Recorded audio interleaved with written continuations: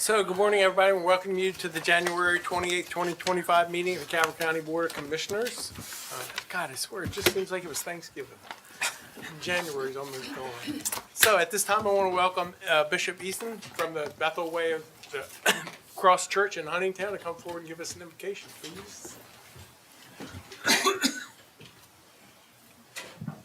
Father, I want to thank you, first of all, for another day that you blessed us. You're the God of all sufficient grace, and you're the maker of all mankind.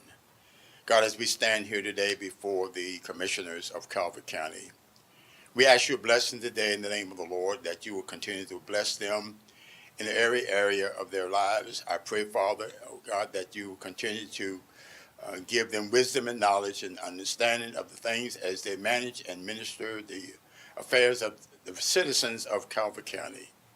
Lord God, we thank you, oh God, for blessing them, oh God, and their families. I pray, God, that the sessions today, oh God, will be success. And God, I pray that the decisions that they make for all of us, God, that it would be honorable, and God, and we ask that you would continue to keep them in the heart of your hand. You said the steps of good men and women are ordered by the Lord, and you delighteth in their ways. You told us, God, in all of our ways to acknowledge you, and you will direct our path. God, even the decision that they make, Father, may not be, oh God, in the favor of everybody. So now, God, I pray for special protection upon them, upon their families, as they go about the affairs of this county. I pray, Father, in Jesus' name, that you continue to keep them in health and strength. God, we pray all these blessings. We thank you now. It is in that wonderful name of Jesus Christ we pray, and we say amen. Amen. God bless you. Pledge allegiance to the flag of the United States of America and to the republic for which it stands, one nation, under God, indivisible, with liberty and justice for all. Thank you, Bishop. Next item on the agenda is to approve the agenda. Are there any additions or corrections to the agenda as presented? Make a motion. We approve the agenda as submitted. Second. Have a motion and a second to approve the agenda as submitted. Is there any discussion on that motion? Hearing none, all those in favor say aye. Aye. Opposed? Motion carries. Thank you. Next item is public service announcements. Just want to make everyone aware that the Student Safety and Wellbeing Advisory Committee is going to have their first public listening session, and that's scheduled for tomorrow, January 29th, 6:30 at the Harriet Brown Community Center. You can participate in person or via Zoom. For more information, you can go to www.calvertcountymaryland.gov/SSWAC. We also want to take a moment to honor a World War II veteran with a memorial paver. Citizens are invited to honor a World War II veteran by purchasing a memorial brick that will be placed on the veteran's patio at the On Watch Memorial Statue in Solomons. Each brick is $100 and tax deductible. You can visit www.calvertcountymaryland.gov/onwatch to purchase or contact Sarah Rosado at 410-535-1600 extension 2565. Also, we want to announce that Economic Development got a grant to help Project 2.0 from the Maryland Department of Housing and Community Development. And this grant is to revitalize Main Street by promoting economic growth and attracting new businesses.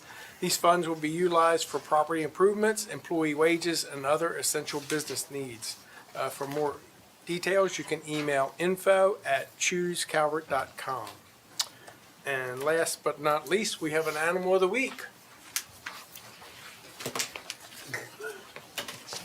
Commissioner Hart's already been back there sucking up. Yeah. It's a good thing I don't have a farm, because you wouldn't have anything left in that shelter, I can tell you that. I know where you can buy one. Good morning. Morning. Brittany Hood, supervisor at the Linda Kelly Animal Shelter, and this here is Miss Kita. She is 7 months old. She originally came to us a little bit before Christmas. They were moving and couldn't take them with them. She came in with another dog. She was recently adopted and then brought back. She's And She's she a likes the puppy. microphone. She's a little bit of a puppy. She just needs a little bit of training, but she's a really sweet and actually mellow for a 7-month-old dog. And she loves toys. She's very treat motivated. She's said to be housebroken already. She would just need a little bit of guidance of going into a new home, you know, a little bit of a routine. But she's a very outgoing dog. She gets along well with other dogs. With slow introduction, she'd probably do well with any. But yeah, so She's very friendly. very. And you see how alert she is with everything. You can tell she'd be a great family dog. She knows money too.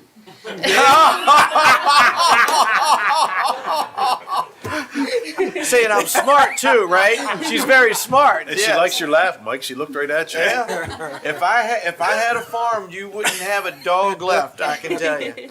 So she's already spayed, microchipped, up to date on vaccines, and she is ready to go to her forever home and hopefully not. And what's it back cost for a to third adopt? time. For dogs, it is $75, and that includes them being up to date on vaccines, microchipped, spayed and neutered, and all the things, heartworm tested, and she is heartworm negative. And so what is the range of adoption fees so people know? So, our exotics are, I want to say 10. For snakes? For snakes? Yeah, Because yeah. Mike wants a snake. Oh God, I know. 10, it's 10 or 15. I'll I can't put up the remember 10 exactly bucks. off the top of my head. you I'll have put one. up the 10 bucks. And you have Deliver one it to now, his house. don't you? You have a snake over there now, don't you? Nope.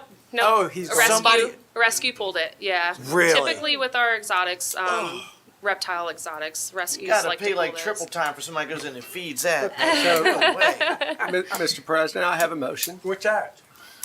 Any animal that they bring in on our weekly meeting Yeah. will waive the fee if it's adopted within a week. Second. Oh, that's cool. Okay. Yeah. All right, so I have a motion and a second. Everybody hear the motion? Yeah. I have a motion and a second. Is there, all in favor say, or is there any discussion? I'm trying to get right to Took the you by end. surprise. Yeah, he did. All in favor say aye. Aye. Opposed? Motion carries. There you go. All right. now, Well, did you we'll get a relay good that. camera That's shot? awesome. Is there a good camera shot so everybody can see? Oh yeah, she's sitting down here. Oh, okay, good, okay. All right, so just so everybody understands now, whatever animal they bring in on Tuesday, if you adopt it within a week of today, there's no fees. And There our you go. adoptions are Tuesday through Saturday, 10 to 4. There you go, Awesome. Dr. Towns. You can just take it today, right now. Right? Yeah, yeah. I can email you the. Dr. Townsend, do you have a dog now? Oh my Oh, well, God. hey. And when you look, and when one picks you, it's even more special. I'm telling you, you saw that. We talk about this all the time. Dogs are the best. Yes, Yeah. they are. She'd look good riding around that truck with you, sir. See? My daughter almost went so bad. Hey, there you go. And look, who's more important than daddy's girls, right? Whenever you have a daughter, you're so blessed. Okay, and there you go. Yeah. Yeah. No, she is. She's a pretty special girl. She's very sweet. Right? And you're smart. Yeah. Good. So. Well, thank you. Thank Yeah, you. yeah. And then so anybody come on in, adoptions, volunteer, donations are great too. So and if you have any questions, you can give us a call, 410-535-7387, or visit our website at calvertcountyanimalshelter.com. Very good. Thank you. Thank you. Thank Have you. a great day. You can always tell when they're like not looking down, looking up, like see how smart and alert. So next item on the agenda. Oh, Dr. Townsend. Would you like to say anything? First, I'd like to say hello to my bishop, Bishop Easton. Good to see you, sir. He's a good guy right there. Very happy to see him in there. A couple of things. First of all, good morning, County Commissioners. Good morning, everybody. A couple of things. With the Student Safety and Wellness Advisory Committee, I'm just pre-messaging again that that's tomorrow for a public hearing. But I want to share, I had the opportunity to share at the most recent meeting. As you know, our Board of Education put some new policies in place, specifically cell phone, electronics, and dress code. And I had the opportunity to present to that community, to that committee, that we're down about 25% district-wide in all incidents and offense. I'm talking about from assaults on students, assaults on adults, fights, all the way down. This time last year, we had over 5,000 incidents of high-level behaviors. Wow. This year, we had less than 4,000, same time. So our administrators, teachers, everyone, parents have been proactive with enforcing the policies that were set by our Board of Education. In addition to that, I had the opportunity to present our budget to our Board of Education. And although you probably already heard, I just want to share as well. Thank you for supporting us fiscal year 25. That extra $10 million was super helpful to keep us where we needed to be. But as you know, we were still very tight with our budget, with how we were spending, ensuring that we were looking at all of our contracted services, and we underspent FY 24 budget, and currently we're on track underspending FY 25 budget by being fiscally responsible. So whatever our expenditures are over our revenues, we're looking to use that savings from the underspending to cover that, which is why we're not asking anything from the county. We're very appreciative of what you've done for us in the past to give us the fund balance for when we lost the state aid from the pilot. But we're in a good place, very excited, working very collaboratively with our Board of Education on their priorities, and it's a good year. God is so good because I thought FY 26 was going to be a nightmare. But when we got the restoration of our state aid, that was a game changer. And the financial responsibility, major shout out to our finance team and your team here, Mr. Willis, Ms. Turner, Bruce. We've met on a regular basis, just talking budget, talking dollars, talking cents. And I think we have it figured out. This is the third year for me doing the budget, and I feel good so far. I hope you guys as well don't have to even think about the school system with regards to finances. But FY 27, is also a challenge because we don't know what our revenue and expenditures are. Last thing I'll say, and I'll park my bus, we also done something, I shared this with our board, we did generate almost $1 million in revenue through putting our monies in an investment account. So we got a little over $750,000. So major shout out to Scott Johnson for doing that for us. So it's taxpayer dollars. This is the return on investment. My goal as superintendent is to keep Calvert County phenomenal, but better. So equal or greater value. We never want to go backwards with how we're achieving. So with that, I'll park my bus. Thank you so much for your support, and I'll land. Thank you. Do you have any major issues in the storm? Say one more again. Have any major issues with the storm? Storm, nothing major. We did do a lot of 2-hour delays for safety purposes because a lot of roads were still not paved. So we didn't want our young people standing in snow while it's dark outside. So that was the reasoning for the 2-hour delays. I will share, we had issue with gas. We almost had an emergency. I alerted our board president yesterday over the weekend. We couldn't get gas to one of our middle schools, Windy Hill, and we almost thought we would have to close school on tomorrow because we didn't think it would have heat. They delivered it in the middle of the night on Sunday around 10 o'clock. By the time young people came, school was good, so we're good to go. So we dodged a handful of bullets, stuff that people don't know that we deal with because it worked out. But that was the major thing that could have been a situation. And this year you used a contractor for snow removal, right? Instead of doing it yourself? Yes. That worked out okay? Everything worked out pretty good, yeah. You know what, man? This is Team Calvert County. Everyone has been holding their own weight. In my time I've been here, things appear to be more collaborative as we continue to move forward. I just want to keep that type of energy. This is Calvert County. It's not agency. It's none of that. It was all one unit. Shout out to Ricky Cox. We're going to get together. He has an emergency system he's been talking about getting for our schools, like a panic button that they're going to support us with. In addition to, I'm going to meet with them to talk about how we can potentially increase more school resource officers. So he might come to you guys with an ask, but it's a collaboration. He's standing back there listening right now. So. He has a goal of 100%. How much did he pay you to say that? We have a goal of increasing resource officers. We want one in every school. So we're slow walking it because we don't want to spend it all at once, but it's a plan. We added 2 in this fiscal year. So we're going to talk about what we're going to add in the upcoming fiscal year. Things are going good.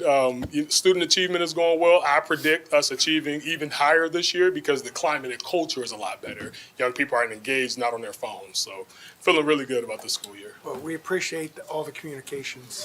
I'm glad to hear that you want to put that button in. We talked about that 6 years ago. God forbid there's an incident. Time is everything. And that secretary at the front there shouldn't have to dial 911 and try to describe who she is, where she is, what's going on, hit a button and forget about it. Yes. So I'm very anxious to see when we get that everywhere. Yeah, we, us and Deputy Payne talked about it this week, so we're going to figure out where we are with next steps on that. Good. So I was at the Calvert Line Against Substance Abuse meeting last night, and health department was there, and they talked about smoking cessation and vaping cessation Yes. classes. And they're offering these classes on Saturday mornings for like 9 to 12 or something, local. And the topic came up about maybe the Student Accountability Board and, principals or the Board of Education or whatever coming up and meeting with them and coming up with some type of policy. Okay. They were talking about the number of grams of nicotine that's in a cigarette versus these vapes. And I saw those numbers, and it's like 200 times. Yeah. A hit off a vape is what you're getting off a cigarette. It is, man, and what we also shared at the advisory committee for the students' safety and well-being is our vaping has been a little bit up. We had about 20 more incidents this year, same time in comparison. Shout out to your Department of Health because they sent me a consortium list of all the supports that they have in place, all the flyers. So we're signal boosting that out to all of our schools. In addition to, weren't we all together watching that movie at the theater? So we have the director of that gave us that to stream. Correct. So that's going to all of our newsletters as well, just as a resource. But we need all hands on deck with vaping. Shout out to your sheriff department. We had a representative there that talked about the stings that you do on some of the shops here. Right. Young people are getting it from there, and sometimes there's their big brother or big sister who are of age possibly buying and giving it to them. So we need support all the way around. These things, you can conceal them. They look like ink pens. They look like jump drives. I don't want you to think the school isn't doing something and is out of control. No, if somebody wants to be deceptive, they're deceptive. And then we end up being responsive to that. If you want to touch on your halo, go ahead. Yes, so we piloted the HALO system, which is a vape detector at the high school, at Calvert High School. But we used the money to be proactive to put it all in all 6 of our middle schools. We have the HALO vape detector. So that's a good proactive device. Now, I will share probably our incidents are up because we're catching people now. Right. People were doing it before, you hear about it, but you couldn't see it. So I'm not tripping that it's up. I'm not Right. upset about that. I'm glad because that gives us a new baseline as we move forward to see where it goes. So the HALO detectors have been working fine.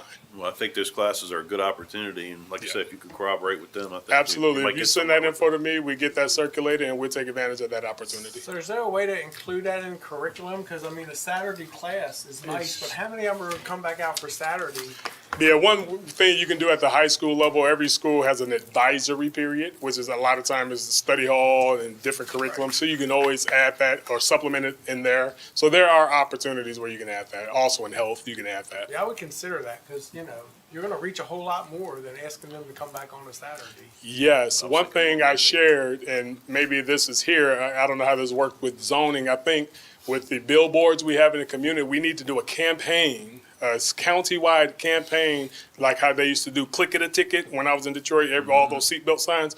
A campaign all up down Route 4 about the dangers of vaping. Don't vape, don't, like, we need to brand imprinting for later infatuation. We need it signal boost across the county for a period of time, and that shows that it's all hands on deck because they're not buying them at school, they're buying them at home. So CMR, they're doing movie spots Yes. at the movie theater. We have to find out if we've done one on vaping. Maybe we Okay. could include that in our things we talk about in the movies, 'cause kids go to movies. And maybe we can look at a campaign and target where kids hang out, where Yeah. the kids' activities are to put up some signage. We're Plus gonna the lean social all the way media in on that. piece. I know TikTok's been a thing, but I don't even know how to follow whatever the newest thing. That's where you want them to see it. Yeah. Because they live on the phone. So, when we were kids, you couldn't wait to go to the movie theater on a Friday, Saturday night. They're on that phone nonstop. So I don't know if that's something, Yeah, how so to I get would, into. I know how to do that. If now it costs a few dollars, I don't mind spending it out of our funds, but we can partner with Calvert Broadcasting and your health department, and we can script maybe 10, 12 videos and just keep it posted weekly or daily in our social media platforms. I can specifically talk to it since I deal with the young people, or we could pull some of your, maybe Calvert Health into the mix. But we have to do a campaign, ladies and gentlemen, social media and the physical. And what you're saying is so impactful because I can remember being a kid, and I kid you not, we didn't know drinking and driving was dangerous. How would you know? There's no internet, there's no nothing, you didn't hardly watch a lot of TV. And then they would bring that crashed car Yep. to Calvert High. You remember that? And you'd see that car all, and you're like, how did that happen? Then they would show the videos. And that was mandatory in school back then, Yeah. you know, and you watched that stuff. And I remember friends of mine that went to go work, you know, or volunteer at the firehouses and stuff, they immediately slowed down because they got to see it. And where I'm going is, we didn't see those things to know they were dangerous. So these kids, being that they live with their phone in their hand, if they start seeing, hey, this is what you look like 10 years later, or Yeah. this is what happens, maybe it has some effect. Because I tell you, just the image of that car, all they had to do was park that car there, and you're like, you mean that's dangerous? So maybe we could coordinate a meeting of stakeholders, and come up with a strategy and a campaign. That Some would be public a game changer for the like- entire community. Yeah, to see what we can come up with. Okay, cool. Dr. Townsend, Yes. what are the consequences for vaping in our schools? It ranges from suspension to expulsion because we have progressive discipline. But our code of conduct is published, and we hold young people accountable. I'm not opposed to going hard when it comes to putting young people in danger. Same as smoking, right?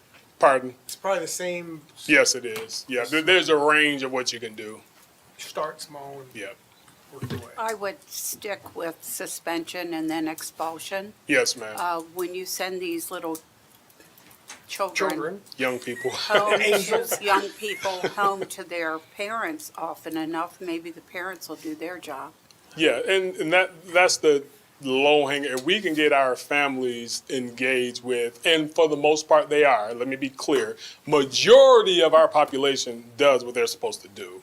There's a handful that need a little bit of support. You know, And that's true, you know, because, you know, I'm at the fields all Yes. the time and everything, having a teenager in there. And the majority everyone's doing what they're supposed to. are not doing that stuff. Correct. But just a little click. They're the just handful. like when, you know, we was in school, we had a smoking lounge. Calvert High, you could legally smoke there with your parent's signature, Yeah. you know, if you're of that age. And so there's always that little click. Once again, I guarantee you 99% of those kids did not know what they were doing to themselves. Yeah. Then, just like going back then. So I think information is Because everything. you're not there. thinking about it sometimes. And Yeah, that's why you 'cause got to don't think really it's a big deal. You're signal going, What boost. is this? And you're Yeah. trying to be cool. You're insecure. You're all worried about, do you got the right shoes or hair? Yeah, my son will be 13 next month, and I'm watching him change in front of my eyes. Oh, So yeah. I get it. Oh, yeah. You know, they don't know what they don't know. They're trying to fit in, and so we just have to ensure that we're staying vigilant with what we expect. But we also need to do that advertising piece because we only can talk so much. But when a young person, they're only with us 6 hours a day. Then they have an additional 18 hours where they're in the community, and they just need to see stuff everywhere they go. So Vaping is so harmful. I It mean, is.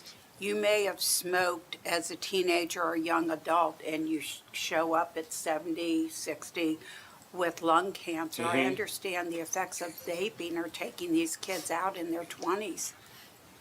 Yeah.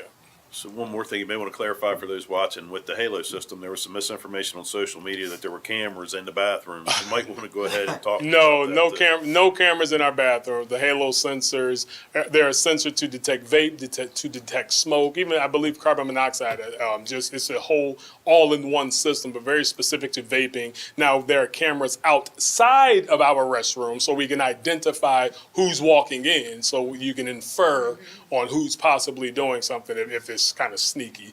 No cameras in the bathroom. Thank you for that. Absolutely. Yeah. When the halo goes off, are teachers or whomever responsible to go right into that restroom? It's generally our safety advocates and our administrators. They're Okay. roaming the halls 24/7. Good. And our school is a really great place to be. If you're in Patuxent, our schools are rocking and rolling from Northern to Huntingtown to Calvert, all the way to Patuxent. I want our community, I want our elected officials to be proud of your school system. You have the 4th best school system in the state because of how your young people are achieving.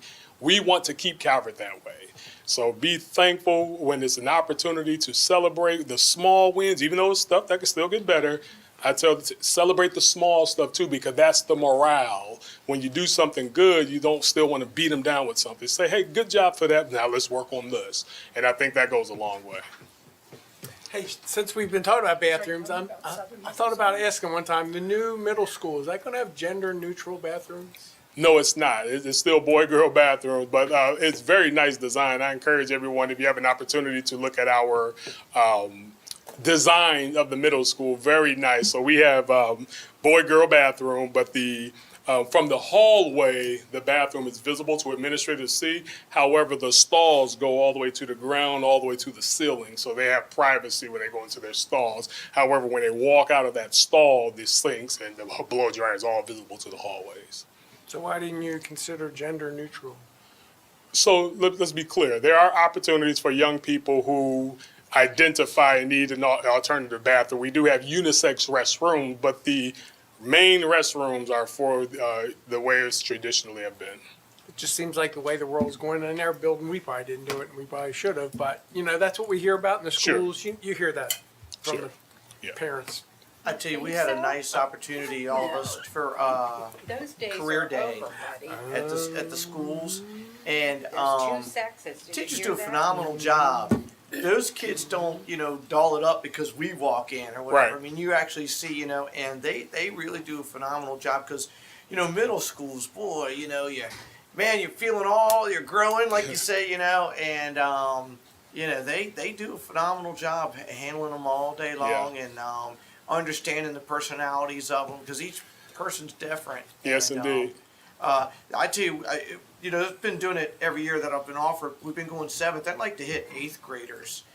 The 7th graders, some of them will talk, some of them don't. But the 8th graders, this is it because next year's high school. So I mean, is 7th picked for a reason? I mean, I know nothing. Look, I'm not an educator, but I didn't know if what the mindset was. Well, every grade level is challenging. Really, the most challenging is 6th graders, but every community is also different. So you just follow the data. Whatever the data suggests, you just target that piece.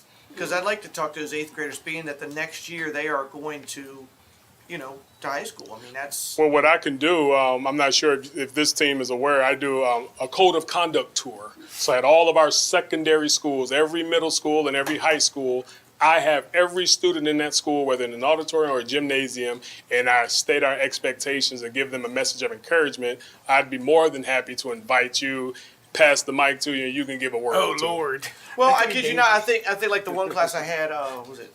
I'm losing my days. Tuesday, yesterday. Everything they wanted to do. You're just on this planet long enough. You've touched base with something or knew somebody, and they were great. Yeah. And like I told them, I said, look, guys, you don't get it. I said, it goes so quick. I said, look, I'm not even supposed to be here. I said, I was going to be a rock star when I was your guys' age. I said, I'm in high school. I'm going to be a rock star. I'm not doing this. I said, well, you don't see me on MTV, do you?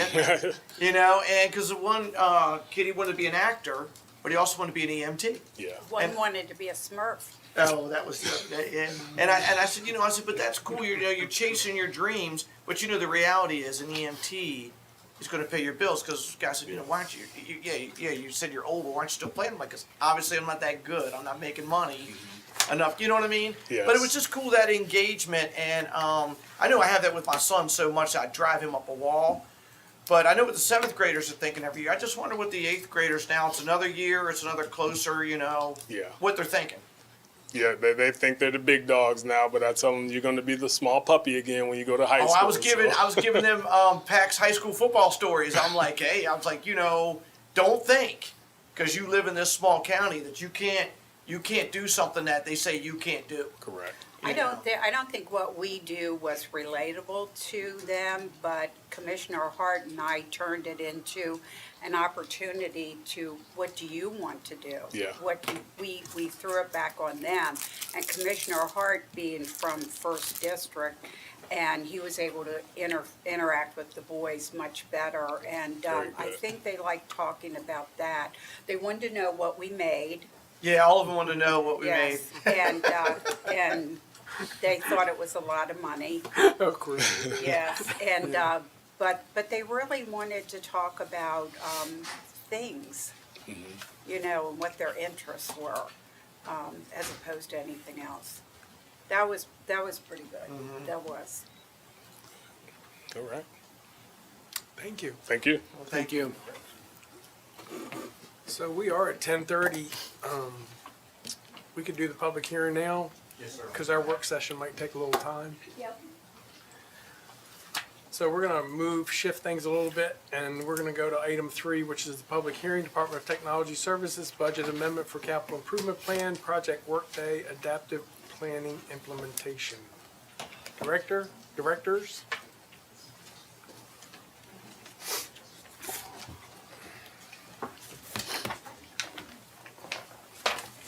Morning, gentlemen. Good morning, Commissioners. Morning.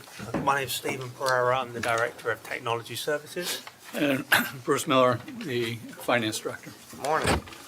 Okay, so the purpose of the public hearing is to provide the public an opportunity to comment on the proposed budget adjustment, BA 2025-000254, to move $320,000 from Public Safety Technology Systems Project, CIP 000170, to Workday Adaptive Planning Implementation, Project CIP 000434. This hearing is held per the Commissioner's adopted guidelines for conduct of public hearings and meeting per Resolution 6-89. This hearing has been properly advertised as required by law. The Board adopted a resolution in 1989 intending to maintain the order and decorum of the government process. The Ethics Commission has asked that we remind speakers at public comment that lobbyists, including those who seek to influence public policy, and lobbyists must register in advance. Since the public hearing is being held virtually and in person, the public can attend by viewing the live stream on the county website. However, if you wish to speak, you must either sign in on the sheet in the back of the room, use the raise hand function if attending via Zoom, or call in at 301-715-8592 and enter the meeting code 899-4188-8251. If asked, the passcode is #, and then listen to the board's meeting until called upon to speak. When the floor is open for public comment for this hearing, those in attendance will be called upon first in order they signed up. Those calling in will need to press *9. Speakers will be identified by the last 4 digits of their phone numbers and unmute when called upon. Speakers will be asked to state their name and address. Speakers who are providing comments as individuals will be allocated 2 minutes. Comments being made by a designated representative of a group will be allocated 5 minutes, and I'll read the memo. Background. Implementing an enterprise resource planning system, or ERP, offers several compelling benefits for Calvert County government. ERP systems integrate core business functions into a single platform. It eliminates silos, reduces manual process, and enables seamless data sharing, saving time and increasing productivity. Upon research and thorough procurement process, Calvert County entered into an agreement with Collaborative Solutions LLC, CS LLC, on December 14, 2021, to provide Workday deployment services. The implementation of both Workday financial and human resource HR components was successfully completed. On December 9, 2024, the agreement was expanded to include the implementation of the budgeting component, Workday Adaptive Planning, which is part of the Workday ERP package. Discussion. In a sequence of Workday implementations, the adopted adaptive implementation follows the implementation of the HR Workday components. The proposed $320,000 budget amendment for the adaptive implementation is driven by 3 key factors. Scope expansion, $70,000. A review of the adaptive statement of work identified additional needs and gaps that require an expanded scope of services to ensure a successful implementation. Staffing support. $200,000. Lessons learned from the Workday financial implementation highlighted the need for experienced, adaptive contractor to lead the project. Additionally, staffing shortages within the department necessitate budget adjustment for resource augmentation. Contingency, $50,000. A standard 10% contingency is included to account for unforeseen costs. Without this adjustment, the project risks delays and costs overrun. Timely implementation is critical as the county currently relies on Excel spreadsheets for budget development due to the lack of an integrated budget module. Fiscal impact. The Workday Adaptive Planning Implementation Project is assigned Capital Improvement Plan Project CIP 000434, Budget Amendment BA 2025-000254, has been created to move $320,000 from the Public Safety Technology Systems Project CIP 000170. The funding from Public Safety Technology Systems Project is not bond related.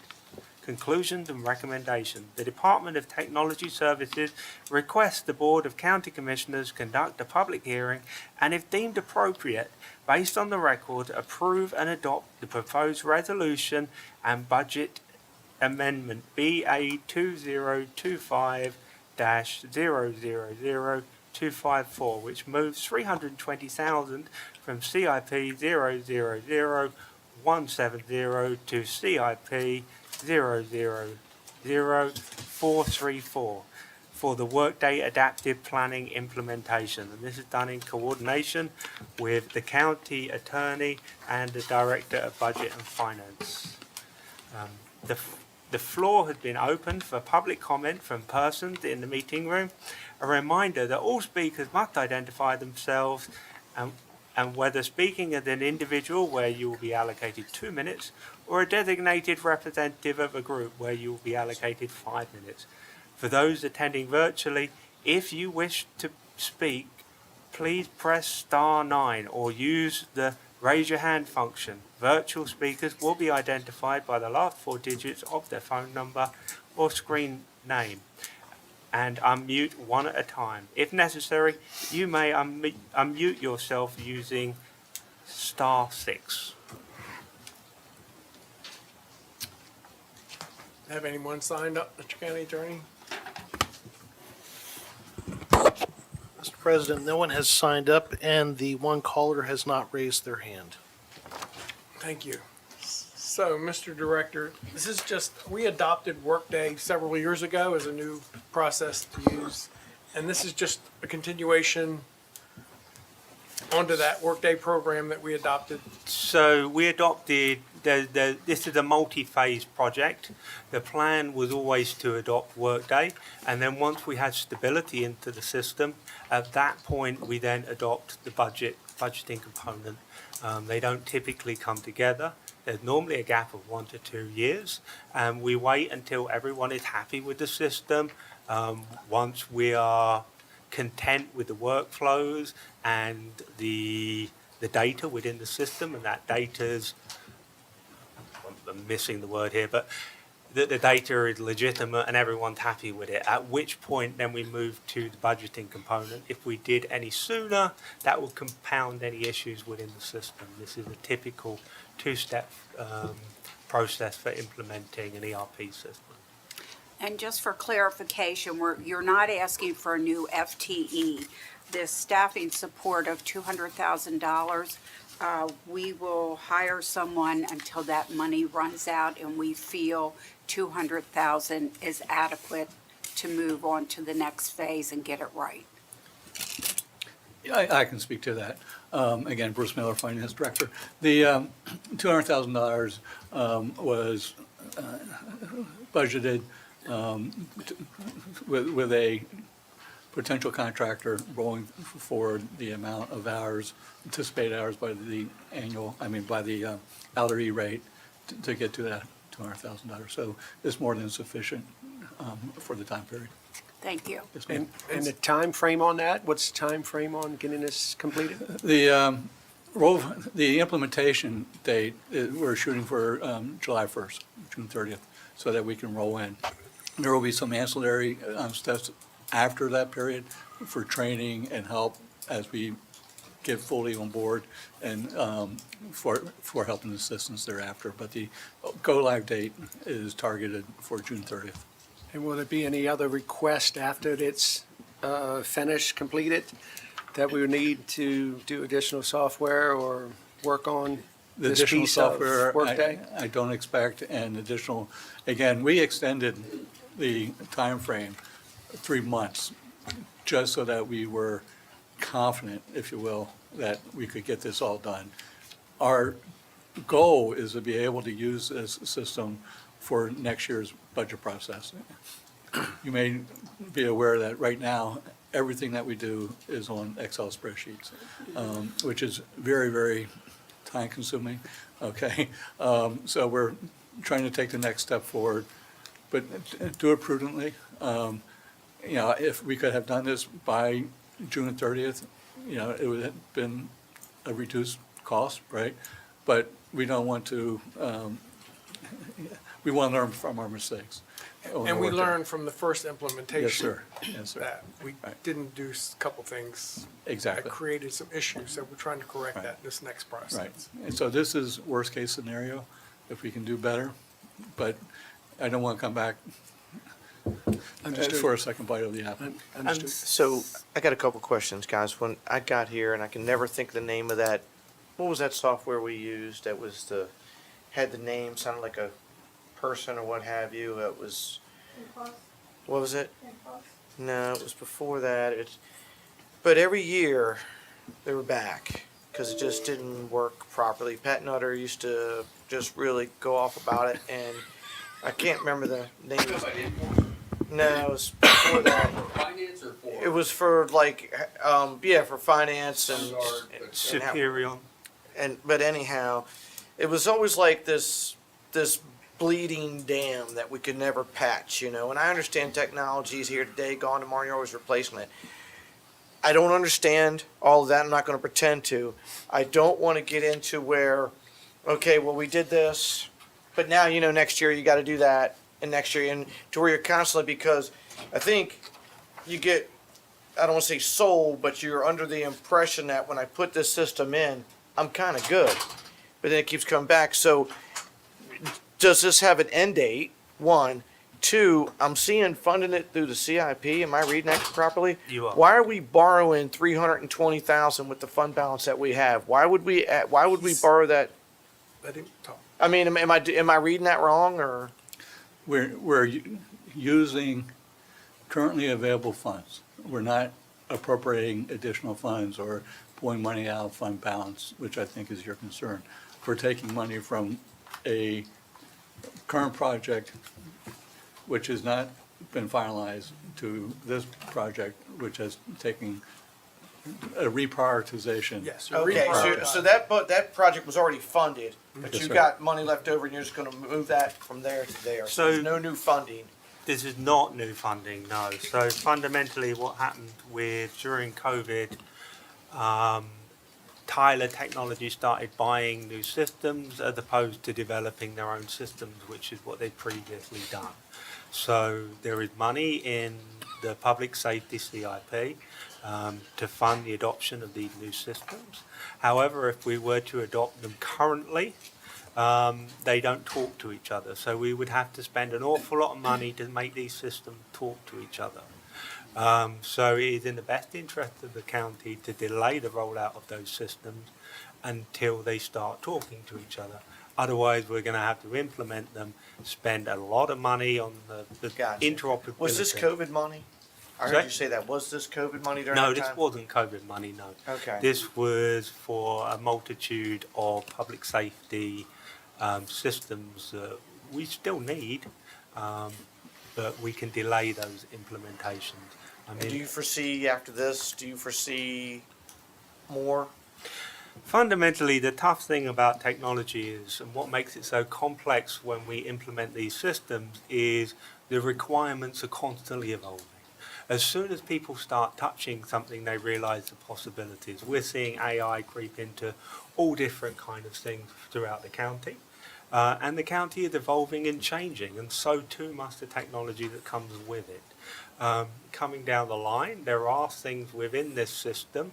The adaptive budget module allows us to produce budget books. Now, we would need to assess the usability of those budget books and if they are up to the standard of Calvert County. We are not 100% sure that they are at the moment, and we have put in a request for a new budget book software within the CIP. That's 150,000, and that is coming in FY26. But that is something that we would need to assess the other side of this. So can I categorically sit here and say we're not going to be asking for more money in 2-3 years' time? No. Right, because it's going to have but upgrades, it's going to have tweaks, so we're probably There's sitting always back at this table every year I- or I- every 2 years or so. And I wish I could think of the name of that thing, because that's how that thing was. And- Animation. What was it? Animation. No. I'll know it when I hear it. And Eunice. Director. Eunice is you- still here. Tyler? Is that but it had you this said it was a name. name? What was it? It's Fundamental. the one the treasurer's office used. No, it used to drive Commissioner Nutter crazy, and we got rid of it. And it was the amount of money at the time seemed huge, but to today's standards, it was nothing. And I can't. Now, this is one of the advantages of a system such as Workday. It is SaaS, which means a lot of these upgrades are taking place at their end, and they're already included within the cost. And don't forget that this Workday this adaptive budget implementation was always planned. This has not come left of centre. I'm not currently aware of any major upgrades that we need to our system for the next 8 years or for however long the contract runs. I don't want to sit here and say I can completely rule it out because I can't, but I'm not currently aware of any. I prepared my CIP for 5 years moving forward. There is no requests within that either. I do hope that this is the last of it. Like I said, we are asking for extra money, and that That's is it. Sorry, worked it. Hanson. That's what it was. Hanson, That that used was to make big everybody's for- eye twitch when that word came out. Hanson. That's what it was. Yeah, good call. Yeah, it's gonna drive me crazy today. So other than the Workday modules that we already currently have in use, can you project forward any we're gonna need to acquire in the future right now? Or project forward for any other modules that we're gonna need to? within this ERP system. We are going to be looking to adopt Prism. There's a few different modules within that, but there's currently none that we are asking for money for. So we started out with Workday. We always knew we were going to go in this direction, and this direction is a good direction to go in. Excel spreadsheets, that's ridiculous. So this is going to bring us up to snuff with that. Is Workday a program that is constantly evolving? Yes, so we may see in the future something within Workday that's going to make our lives easier, and then we would explore that. But as of now, our wants and needs were Workday #1, and then this module. Yes, very much so. And I spoke 2 weeks ago about the possibilities of AI. And Workday has a tremendous amount of AI built into it. And that's something that we're looking forward to unleashing in the future. Once finance and budget get their new finance analyst on board and they've been trained and brought up to speed on the Workday, I'm sure Bruce has other priorities and my priorities don't always align. But there's a lot of AI within the system already that we've paid for and that we can utilize. So I could give you some examples of the potential for AI if that's something you're interested in hearing about. Does the adaptive have AI already incorporated into it? Is this the latest and greatest, Yes. so to speak? Yes, but those things would need to be turned on. So with these things, you can start asking it questions like chatting to the system and say, hey, if I decide to give the employees 0.5% COLA, what does that look like compared to a 1% COLA? And it will give you answers very quickly. It can also do things like when you get your expenses, you can take a picture of them with Workday, and it will automatically complete all of the forms. If you upload your contracts into Workday, when we get invoices, it will double check the invoice against what's on the contract and what's expected, which Really? will reduce errors, yes. Really? Wow. That quick? You can just go ahead and just source it and just come right back, so when the person's uploading it right there on the spot, you can tell them if it's correct or not, huh? I believe so. I So haven't put it into place at the moment, so, these things evolve in time, but. So the Stephen, the potential first of thing it you is said was, exciting. I'm sorry, the first thing you said was when we turn it on. Yes, So when we turn it on, is there another bill for that? there shouldn't be, no, it's No. completely free, it's all included. It's all included, I that's what have I'm asked asking. this I'm 'cause just trying to, It is so unusual for someone to contact me and say, hey, Stephen, we've got this amazing technology you're not using, and it's free. I mean, alarm bells start ringing, because that just doesn't happen in technology. But in this instance, yes, it is fully paid for. okay. Any other questions? Have none? None. Chair would entertain a motion. Mr. President, I move that we close the record and approve and adopt the resolution and budget amendment BA 2025-000254. Second. A motion and a second, that we close the record and approve and adopt the resolution and budget amendment BA 2025-000254. Any discussion on that motion? None. Hearing none, all those in favor say aye. Aye. Opposed? Motion carries. Thank you, Thank gentlemen. you. Thank you. Thank you. Steve.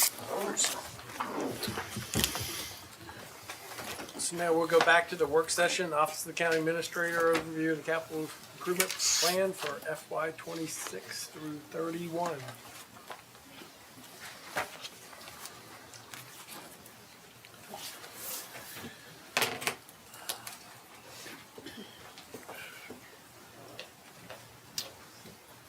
Morning, ladies.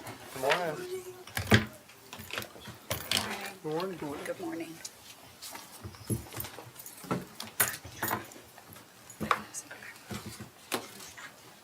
Good morning, Commissioners. My name is Danielle Russell, Acting Capital and Grants Management Specialist with the County Administrator's Office. To my right is Mary Andes, Acting Deputy Director of Budget in the Department of Finance and Budget. If it is all right, I'm going to forego the memo. It's all in the presentation. This is the first in a series of presentations of work sessions to inform the BOCC of the 6-year capital improvement plan costs as part of the staff recommended budget and seek the BOCC's input and direction on those projects. Oh, it buzzed. Okay. The first step in the drafting process was to establish the standards. A capital project is typically the acquisition of land or a permanent structural change to a property or asset that prolongs its life, increases its value, or enhances its capabilities. The threshold for capital projects should be a value of $50,000 and a lifespan of 5 or more years. Next, we established the framework for evaluating the current CIP. During that evaluation, 2 major categories would be closing completed projects and moving projects to more appropriate places in the operating budget. The drafting process began in September of 2024 and included a comprehensive review of all open projects, coordination with county staff, and preparation for these presentations here. A PDF copy of the spreadsheet showing changes to the CIP as approved in the FY 2025 budget has been included as part of the presentation. If you're looking at the agenda, you can click on the additional documentation. So it's a big spreadsheet with lots of red and lots of black on it. As mentioned, key updates to the CIP included aligning projects with established standards, closing projects and returning unspent allocations to the general fund, and refining project scopes to be more transparent. Including all open projects in the CIP helps internally with things like budget adjustments. We heard a public hearing just a moment ago. But it also helps show the big picture of ongoing capital projects in the county. Many capital projects are multi-year, and while the funding may have been appropriated in one fiscal year, the project is ongoing. It also holds us accountable for checking on the status of open projects and should prevent completed projects from sitting open with remaining balances in the future. Projects that were open but not included in the FY 2025 budget book are in red all the way across on the spreadsheet and will show no new funding requested in FY 26 or the 5 out years. When projects are completed under budget, their remaining balance, if pay-go, should be returned to the general fund for future appropriations. Remaining bond funding will be examined to see if it can be used for other appropriated projects. Based on the end of 2024 capital balances assembled by Mary Andes, we have an estimated 17 million in remaining funds that need to be looked at to see what can be returned to the general fund, what is bonded. Finance and budget staff are currently working on those numbers, and we should have an eventual breakdown of pay-go versus bond, general obligation bond balances for you. If projects that were present in FY 2025's budget book were closed, the edits are shown in red and the whole project has been struck through. Projects moved to the operating budget when their project scope did not meet the threshold for capital projects. An example of CMR's project, the PEG Fund, it needed to meet the defined threshold to keep those PEG funds in the CIP. The PEG funds are part of your Comcast bill. They are mandated. We have to keep those, and they are defined as a capital project in that rule for collecting that the PEG fee, but they don't meet the county standards. So what we're doing is we're putting those in a special revenue fund in the operating budget. It's held the same way, but they don't have to meet those same thresholds for expending the funding. If they want to enact a capital project that meets that threshold, $50,000, 5 years or more, we can move it into the capital project in future years, but they have that defined project if they need to. If projects in the FY 2025 budget book were moved to the operating budget for FY 26, the edit is shown in red and the whole project has been struck through. Project scope refinement occurred when a capital project met the threshold requirements but did not have a clearly defined start and end. Some broad projects like countywide paving, pump station infrastructure, and storm drainage projects stayed as they were because they represent large-scale annual projects that maintain county infrastructure. For other broad projects, staff broke out into more specific concepts. Technology services is a great example. They had a capital project that encompassed all enterprise system implementations. Now that project is split into specific software implementations like Workday Adaptive and ServiceNow. This allows for more transparency on project costs and timelines. All new projects in that circumstance are shown in red. Other edits in red may indicate changes to requested amounts or changes to the year in which the request falls. So if somebody pulled a project forward, it's going to show in red when they requested it would be struck through. This chart is a high-level look at the total value of the staff recommended FY 2026 six-year capital improvement plan. With the FY 26 requests on the right, on the left are totals as approved in the FY 2025 capital budget, and then the percent change is shown in the center column. Taking a look at some of the significant out-year projects shows why the percent change spikes in FY 28. For major construction projects, 4 stand out.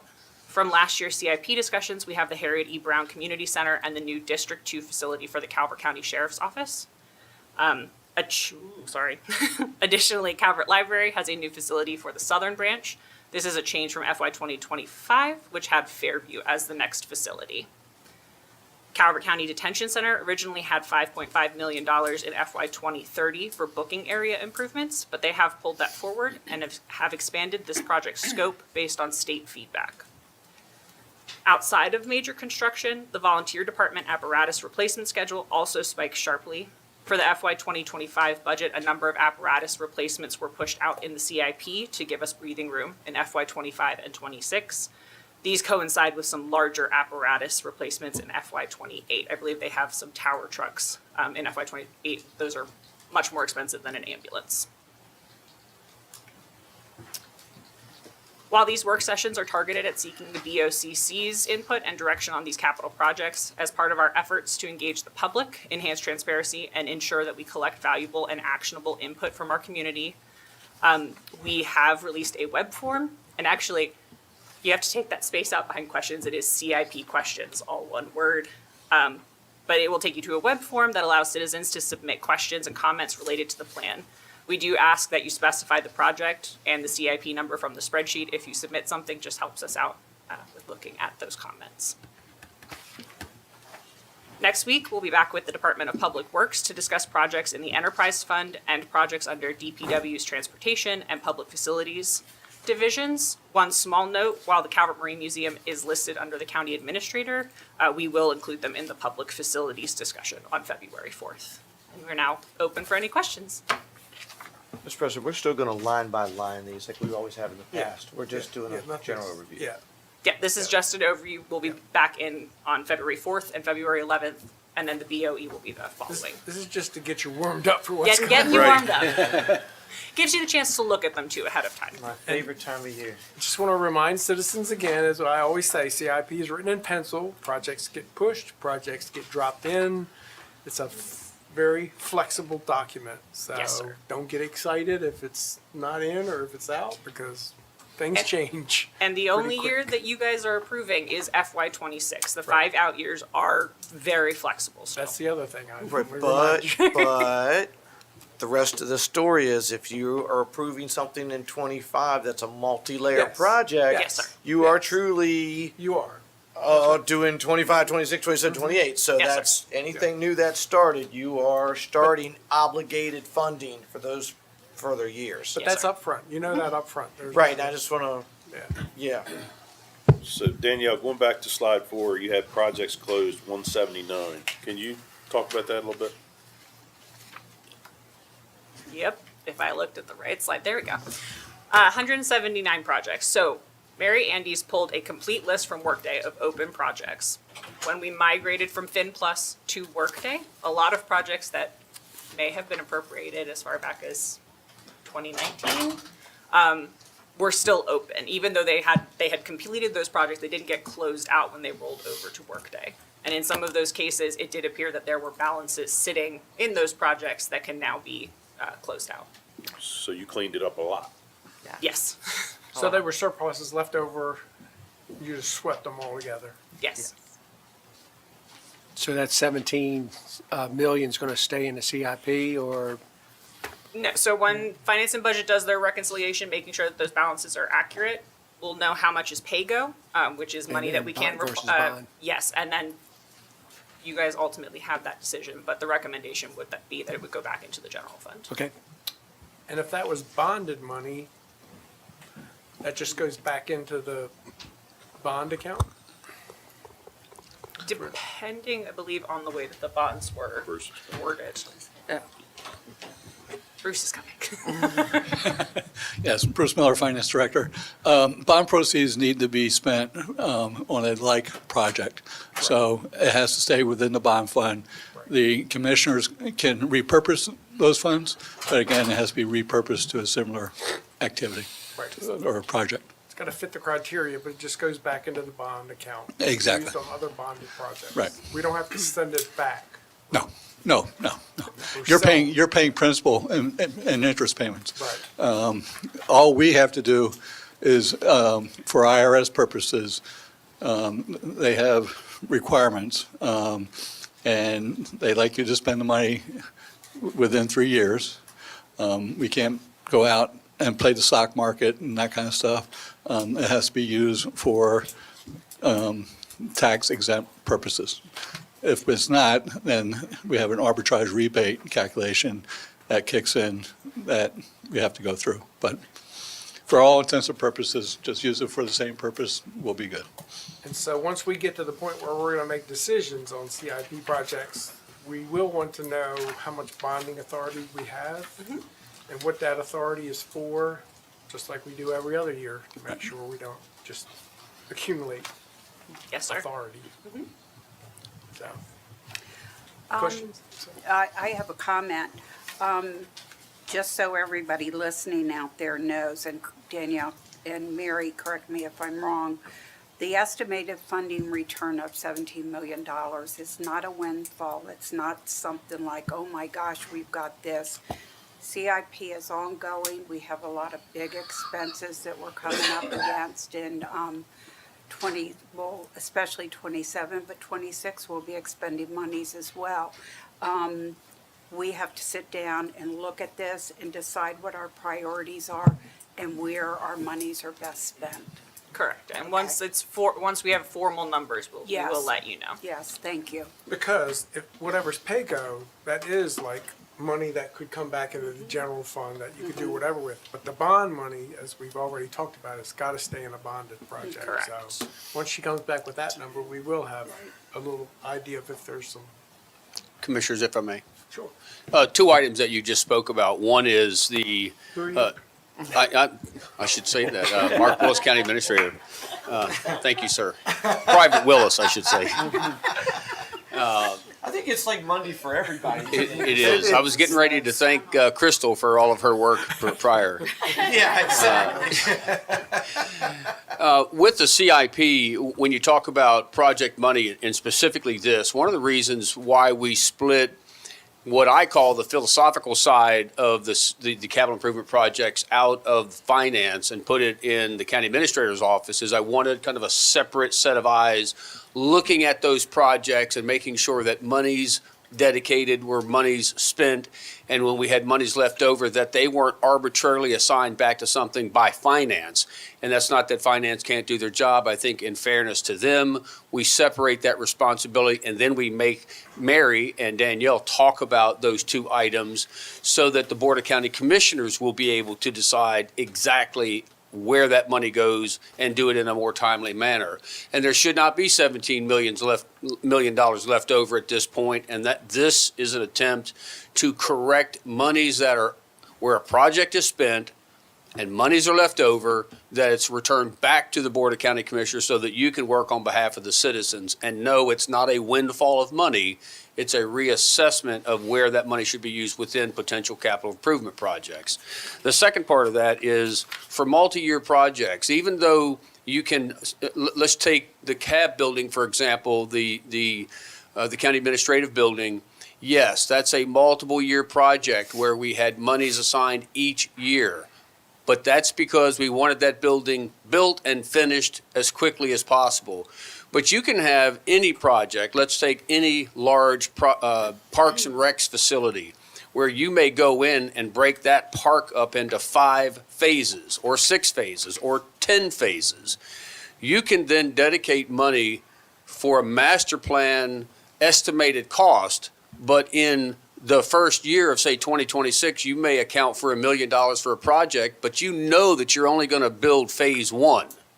You may not build phase 2 for 3 more years.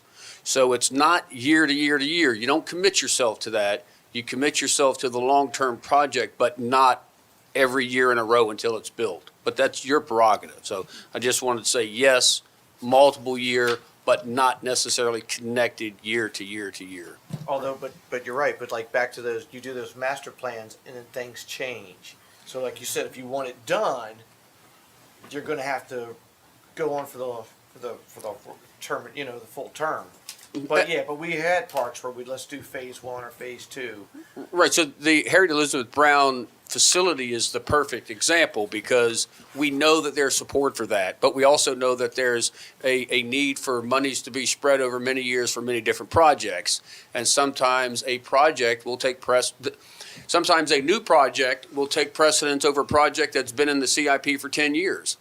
But things happen, and the commissioners have to make those tough decisions to move one project in front of another. So I'd like to put big projects in phases, because that way you can complete a phase, it can be utilized, but it doesn't mandate that you have to build the next phase the next year. You could bring a project that's more important ahead of that if that's what you choose to do, and that's where the need is. And it's like the master plans for the parks. I mean, Holland Point Park is 50 years old. Yes. That master plan is still incomplete, but as Commissioner Hart says, it's been amended over time, and we've put new things in as they've come along. But that master plan, these master plans, they're just visions.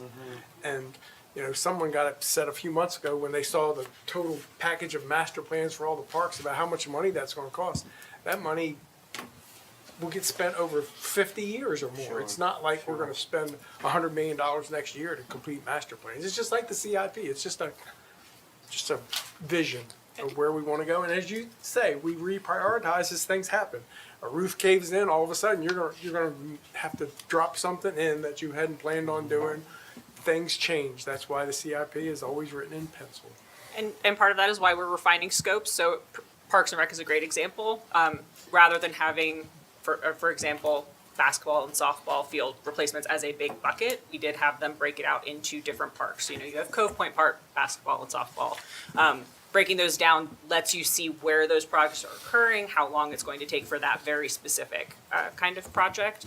But it also, when we do a budget adjustment, because there is an emergency, Stephen can come in and say, we're taking it from the public safety system for Tyler Enterprises. This is why we are able to, and this is where we're moving that money to.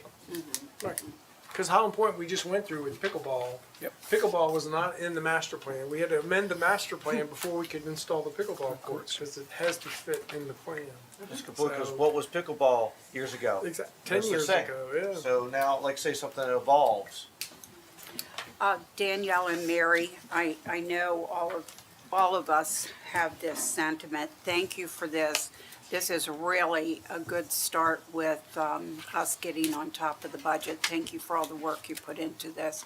And we look forward to working with you as we evolve. And we will be back next week. If you have any further questions, feel free to call us, send us an email. Okay. Thank you. Thank you. Thank you. Thank you both. Thank you. Have a great day.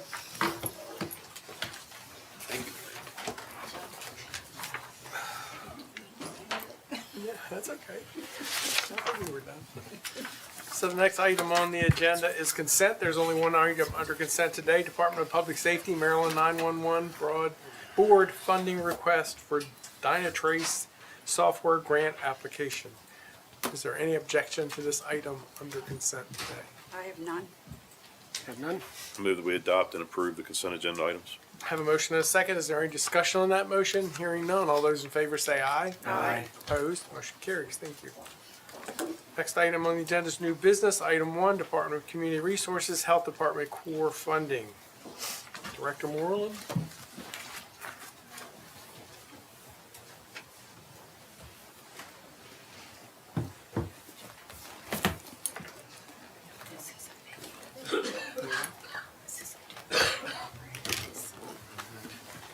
Morning, Commissioners. Jennifer Moreland, Director of Community Resources.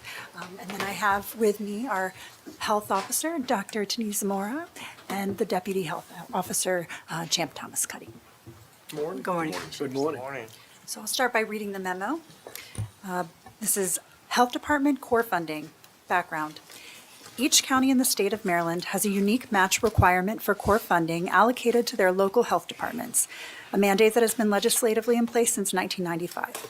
The formula determining the county and state contribution percentages is based on the equalized assessed value of real and personal property subject to local taxation, designed to reflect a county's ability to fund health services. The base funding level established in 1995 aimed to ensure local health department funding following significant cuts in the 1990s. Core funding is intended to provide annual adjustments through a percentage increase tied to a combination of the Consumer Price Index, CPI, and population growth.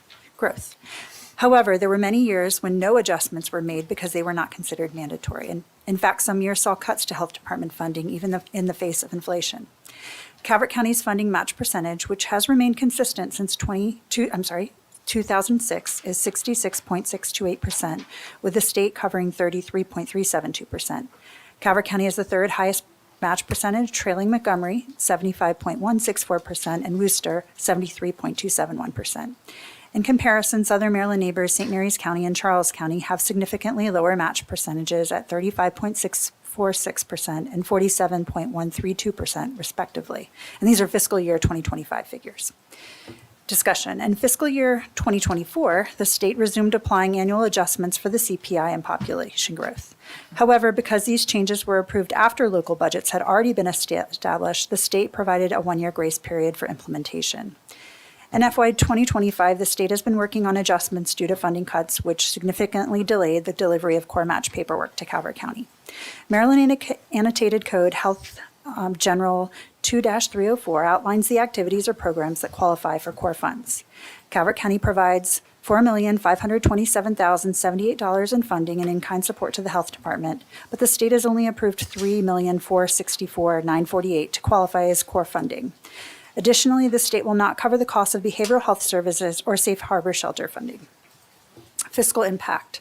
For FY 2025, the state is requiring a $5,824,152 county match for core funding. As such, the Board of County Commissioners approved budget is short $2,359,204 in core funding to the Calvert County Health Department. Conclusion recommendation, the Department of Community Resources is requesting budget guidance for FY 2025 and reconciling the Health Department's annual match requirement for core. And so you also see in your packet, you have a copy of the state agreement that's sent every year. And we are assessed higher because we are considered, because of the wealth formula. Yes, but to be clear, that wealth formula hasn't been recalibrated since, I think it was 2006 was the last time. Or 96? 96. I was gonna say, reading that, why are we so special? Seems like from the state all the time, they think there's nothing but millionaires running around here. I mean, under the law, everybody's required the same services under Maryland law, but for some reason Calvert County has to pay more. If I'm reading that correct, then our county's just right over the thing. Why is that? Because our people make more money? Yes, so there are certain situations that impact us uniquely, both because of the income. A great example is, and we've talked about this recently, we're not eligible for federally qualified health centers because we have too much money. But we also are a mental health shortage area and a primary care health shortage area. That in turn would qualify us, but our income levels do not. You know what's hysterical is, I forgot the percentage of people that leave here to go to work. Now, why is that, right? To make the level of income that they need to do.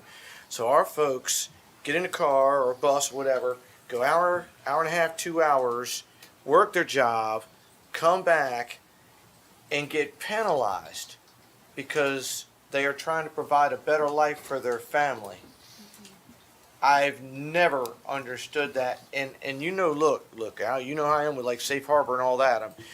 How are we funding that now? I mean, reading the memo, it sounds like we no longer fund that if we don't do the $2 million. So we give over 1 million in funding that is not eligible for core match, but is part of our contribution to the health department. So those if we didn't do this 2.3, what happens? State's gonna take it out of your revenues. Yeah. Yeah, I mean, You this have is, to do this it. is under code, so we are required to do it. Wow. No So way what, out. any Wow. services being dropped or programs being dropped if we don't do this? You don't have or- a choice. You gotta do it. The question is, what are you gonna do with the extra $5 million?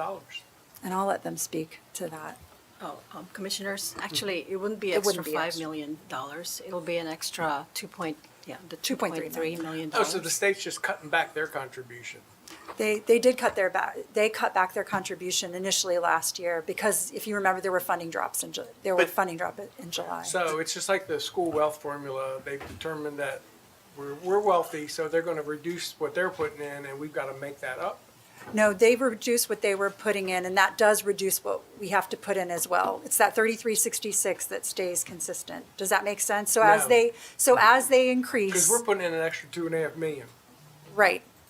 So whatever that increase is, we have to put in 66% and they put in 33%. So I'm this sounds averaging This it. sounds very familiar to when Doc Polsky came in and had his sheet of paper and said we had to fund this. Is this another version of that? That's what it sounds like. It is. And my response to that was, if that's what this is, so if we don't put the 2.3 in, they're just going to cut 2.3 out of what they're giving us, or given for. No, the state will take 2.3 out of our revenues. Right. Yes. That So too. either way, you're doing it. Yeah, you don't have any Yes. choice. This is just the start. From what's going on in Annapolis right now, this is just the start of what we're gonna see as a trickle effect going downhill. So then if that is the case, then my vote is then tell them do it, because go ahead and prove that you're going to treat us different than the other jurisdictions out here. You know, it's like when somebody wrongs you and you don't say anything. You know, I get accused of having small man's disease. Well, absolutely, because if you let somebody walk on you and you don't say anything, they keep doing it. So then my vote is, you know what?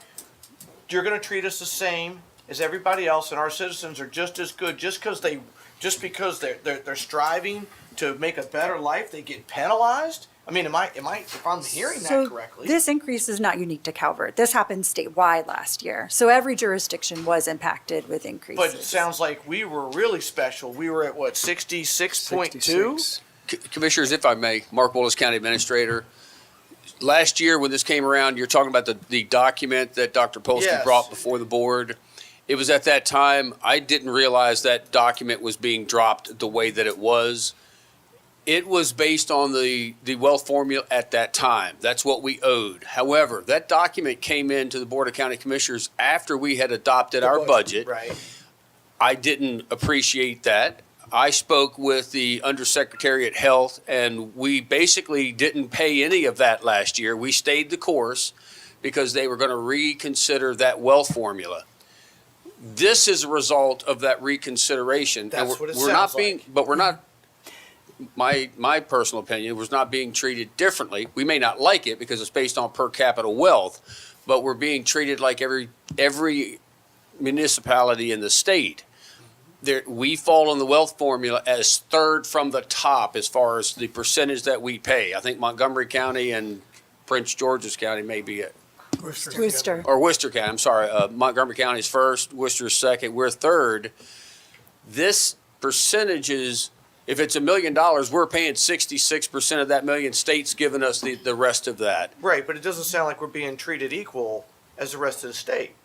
Because if we're We getting are. charged at 66% and other one's at 33. That's because Because depends on that's- how their income levels are. Right, but Same it reason. feels like we're being penalized because we make more money. Yeah. you Yes, are. sir. I mean, Yeah, that- I can't buy into that. I can't. So I go out and make myself better. I work hard and I push myself better, and I strive to do the other things, and I'm penalized for being successful. That is as un-American as it gets. That is as completely un-American. This country was founded on, okay, religious freedoms and things like that. And what is the whole basis of telling your kids in school, work hard, study hard to make it better? And the state turns around and says, well, yeah, guess what? You succeeded, and by doing that, we're going to cut funding and give it to another place that wasn't as successful. I'll never vote for that. No way. Mike, this is just the beginning. Last year in my MACO meetings, the deputies, secretaries are all very nice, and they talk to us at each meeting. But the bottom line was, with a smile, suck it up.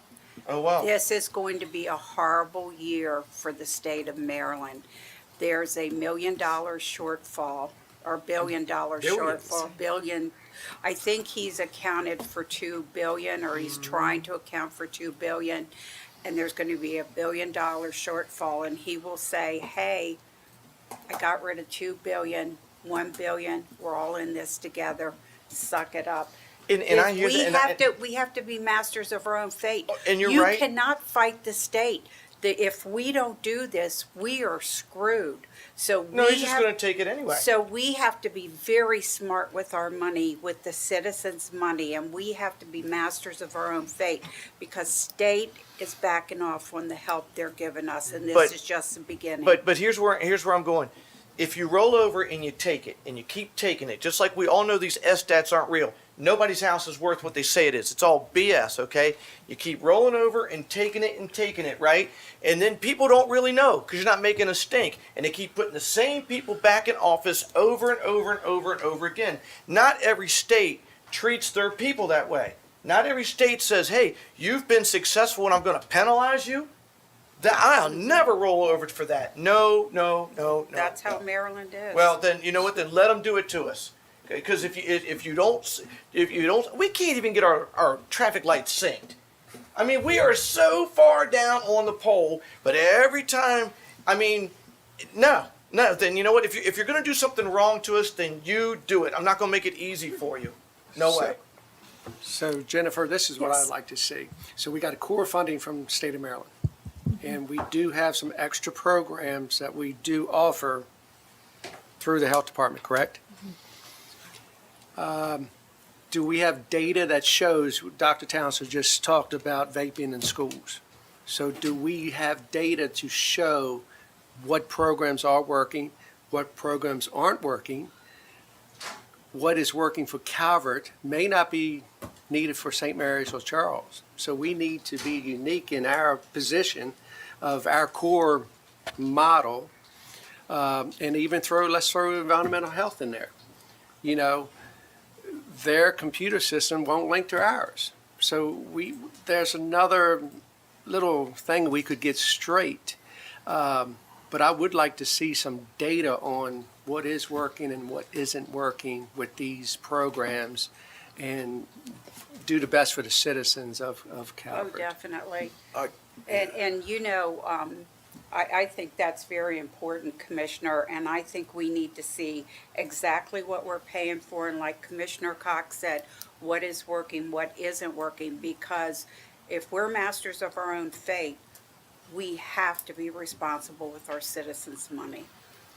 I'd rather pay it that way. I'd rather see a program that's working, and if we gotta come out of pocket than being strong-armed for a blanket amount that we have no control over. At least if we end up getting strong-armed, I'd least like to know, as Commissioner Cox said, it's a program, like, you know how much, I think of like safe harbor and things of this nature. I mean, those are the things you have to have as a community.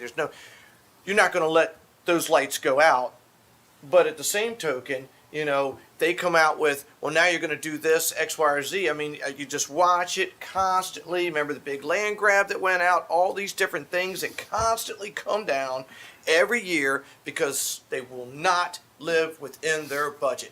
Because their first 10 hands that come out, you give it to everybody, and then you go, oh my God, now I got to pay it. It's just constant. So just to be clear, 2.5 million is not new money. It's just replacing what the state was giving us. If I could clarify, Absolutely. part of the increase is captured by two big buckets. One, we've been undermatched for several years, so there was a legacy moving forward. In '23, we received an increase in state funding. So those two things, one, holding the county's match requirement to the light, and then the increase in what the state was giving. So actually, this number is a combination of both of those things. Several years of being undermatched, plus a state increase that started in fiscal '24 and is carried on to fiscal '25. In fiscal '25, we received an in-fiscal year cut to our core funding. Of how much? $390,000. It's a long way from 2.5 million. It is. And the fiscal '26 conventional wisdom is we'll have a much bigger cut as well. We're trying to avoid cutting critical services. For example, our communicable disease programs, our disease surveillance and response, which spans both human and animal conditions. Right now, we're trying to closely monitor without great interstate communications about the flow of avian flu. And it's in Maryland now, but we have limited feedback from our surrounding states at this moment. So we've spelled out, and Commissioner Cox, one of the things we've outlined for our presentation for fiscal '26 is inclusion of funding to address linking those data systems to make the potential for facilitating synchronicity between county planning and zoning and permitting and the health department. Not confident yet that we can do it to where it's an improvement on customer service, but it gives us the ability, and that's an allowable expenditure because it falls into the 10 categories of what core funding could cover. And so what we've done, and currently the core funding dollars fit within that category. A couple of our best performing programs are things that don't. For example, if you look at the billboards that are scattered around the county, our overdose fatalities likely will end up under 10 for the first time in about 15 years. And that's a function of getting people in for individual therapy, group programs, prevention strategies, and other tactics, including partnerships, to have that impact. Unfortunately, the way the statutes work and what's defined as core funding doesn't incorporate that. There is some wiggle room in part of that because management of those programs and infrastructure for those programs could legitimately be attributed to those 10. So if I have a non-clinical provider in the mix, a portion of that salary should be able to be offset in the core. And we can do a better job of accounting for that to maximize how much county dollars can be legitimately and appropriately attributed to core dollars. So there's some room there, and we're trying to figure out other ways, just as we were sitting. Another expenditure could be a large-scale vaping campaign. Those are dollars that could come out of these core match, and it fits in, because right now, our funding for those type of activities has been small. Movie theater ads, social media spots, things that appeal to the parents of that generation, so print and billboards and radio. So trying to create something comprehensive in partnership with the schools, community resources, and county government, and the hospital. In fact, yesterday we had a discussion with the hospital about some of these areas around our adolescent youth services and how we could better partner. And vaping came up, and vaping of THC also came up. So we're trying to figure out ways of addressing that. And some of those things could happen with these dollars. Problem is your numbers are so skewed. I mean, how much more readily available is Narcan now? And unless somebody gets the police call to their house or EMS called from overdose, you have no idea how many people are actually overdosing because you don't know how much Narcan is being used. Well, now, I was just going to speak to you, actually, now the hospital has worked out a deal where it is being prescribed when somebody has narcotics, so they actually can track it. Yeah, but what And they're else, also what else is out there? That's what I'm giving getting that at. away. You're not going to know those exact numbers, and that's what I say. Is it making a difference? I'm sure it is. Absolutely, it's making a difference. But It is, and you're right. We don't capture every one of those successful administrations of Narcan.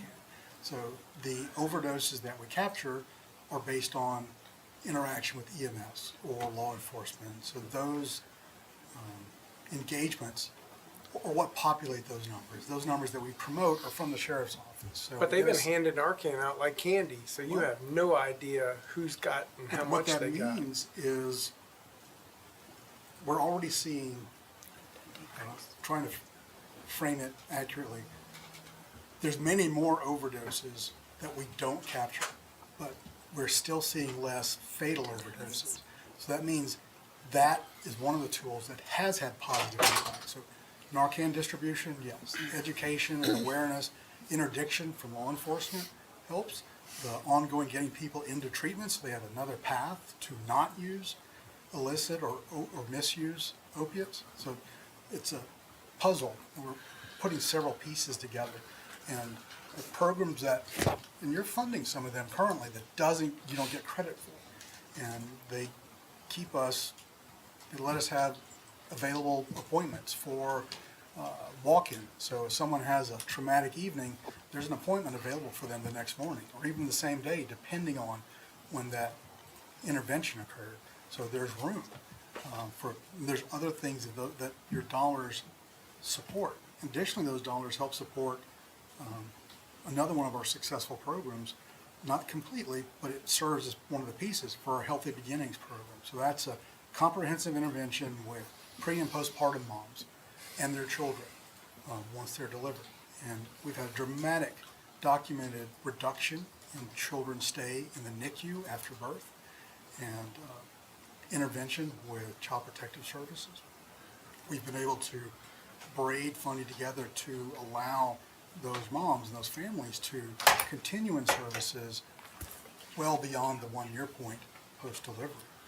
So those require multiple disciplines, and it's skilled service, it's social service, it's clinical service. So there's a lot of different pieces that put energy into making sure that child has the best ability to have a fair start in life. And there's other evidence that we don't track, but the body of research demonstrates that those children who don't end up in the NICU, their long-term outcomes, both in terms of health, academics, and labor, getting a job later on, are all greatly improved because they didn't start out their first hours of life in an incubator being treated for neonatal abstinence syndrome. Right. So Mark, let me ask you, you mentioned the wealth management formula. Is the LNG facility still part of that equation now it's back in the pilot? No. Those So- revenues aren't accounted for. So would that number change?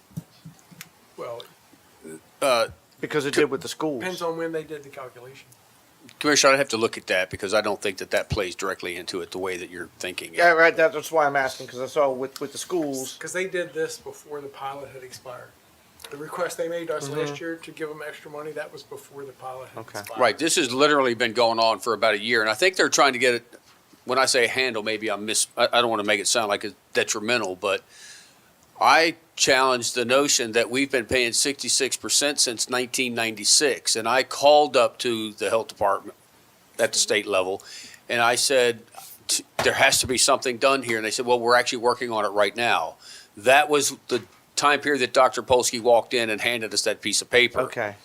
I challenged the 1966 formula based on how it's being applied to us today. There's no way that it can be consistent, although it seems like it's held its consistency onto today because it didn't go down any to my knowledge. Your question is what actually, I think, is more in line with what actually creates the criteria under which that Sure, formula because is I mean, based. they had one point looked at it as new funding, even though it wasn't. So that's why I ask, is that now looked at as new funding? That's what triggered the wealth fund for the schools. Right. Right. I Right. think their process started before that occurred, I think. If I could add, so this formula, which I've never seen and no one here at this.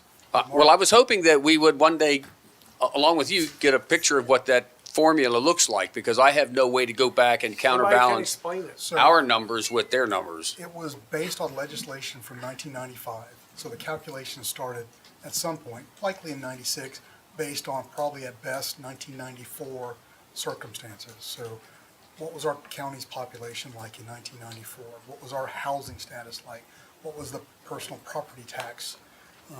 All those were the figures that were used to frame out what those percent, and it's not equal across the board. There's no way you can get me to argue that Neither there's is the school equality. formula. You can just look at No. it. Look how federal dollars are So comprised it's of the same everything. thing. But that And percentage, you know how I feel about roughly it. 33% from the state and 66% from the county. So every state dollar is represented by 2 county dollars, has been the status quo since then. I mean, I think you fall short on something, then you look at it as a group and go, okay, is this something that really making its way in the world, really benefiting and, but to just arbitrarily just tell the state, well, okay, fine, take it, I can't do that. So this document that we have in front of us, it shows the state's total contribution at 2.9. And it shows, I'm just making sure I'm right here. It shows our current contribution at 5.8, but it's gonna go to 8.7. So what you'll see there, under 5.8, so we also need to fill in that line where it says, that says 100% local funds not eligible for match, right? Because we are still giving them funding that's not eligible for a match. So that also has to be recognized, and that's a little over $1 million that would be recognized there. So yes, you'll see the 2359 added to the 5824 to make up that 66% requirement, and then we'll put our additional 1 million that's not eligible underneath of that. And this allocation is based on what they're currently giving you, the 2.9. You're expecting other cuts. You anticipate you may have other cuts. I would hope that we don't, but conventional wisdom means that fiscal 26. So if you get additional cuts, the match is gonna change again, and we're gonna be at 70%, and the state's gonna be at only 30%? Or do we get to We'll have reduce to our match? adjust, we'll have to adjust as well. I'm just making sure, because I know how they operate. What the state's 1/3 is, would go down. So the total, So our 2/3 would go down. Okay. so the basis for the calculation would reduce if we have core funding cuts. But to be clear, this is FY '25, not FY '26. I'm just Yeah. using that as a, Yep. And I'm only mentioning it so that you have a sense of what you're experiencing moving forward. Yeah, this is actually a shore up from last year when I went to the state and I said, you provided me something after we adopted our budget, and it was a much higher number than yeah, I was this. gonna say, I was trying to get ready to issue, it was like 6 or 5 It or was 6 over, million I want they to say it was wanted over out $6 of million, us last but August. Well, we also got approval for some of our in-kind expenses to Right, be we did. included under core. So we provide for the health department buildings and utilities and, phones and all of that. So over 1 million was covered. So we were able to save the county some funding. And that way. salaries, are they broken down by percentage, or are we paying for certain people and the state pays for certain people? there's one legacy county employee that works for us that outside of this calculation, but part of those core funds do fund salaries. So whether the actual dollars are from the county core or the state core, because of how there are 10 categories of allowable expenditures within. So things like IT, infrastructure, environmental health, communicable diseases, reproductive health, maternal child health, things around adult and geriatric services, all are the things that are allowed. Essentially, what aren't allowable are the direct services around behavioral health. And once again, that's based on things from the mid-90s that hasn't been resolved with new discussions at this point.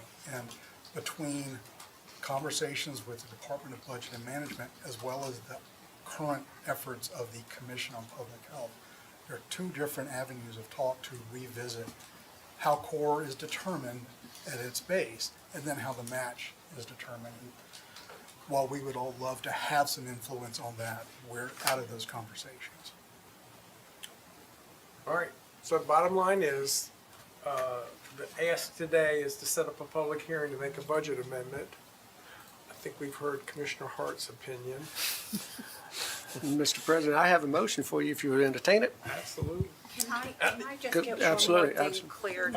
As we go further into this document, political subdivision wishes to purchase biologicals through a master contract, which will be written annually by the state. What do all of these things mean?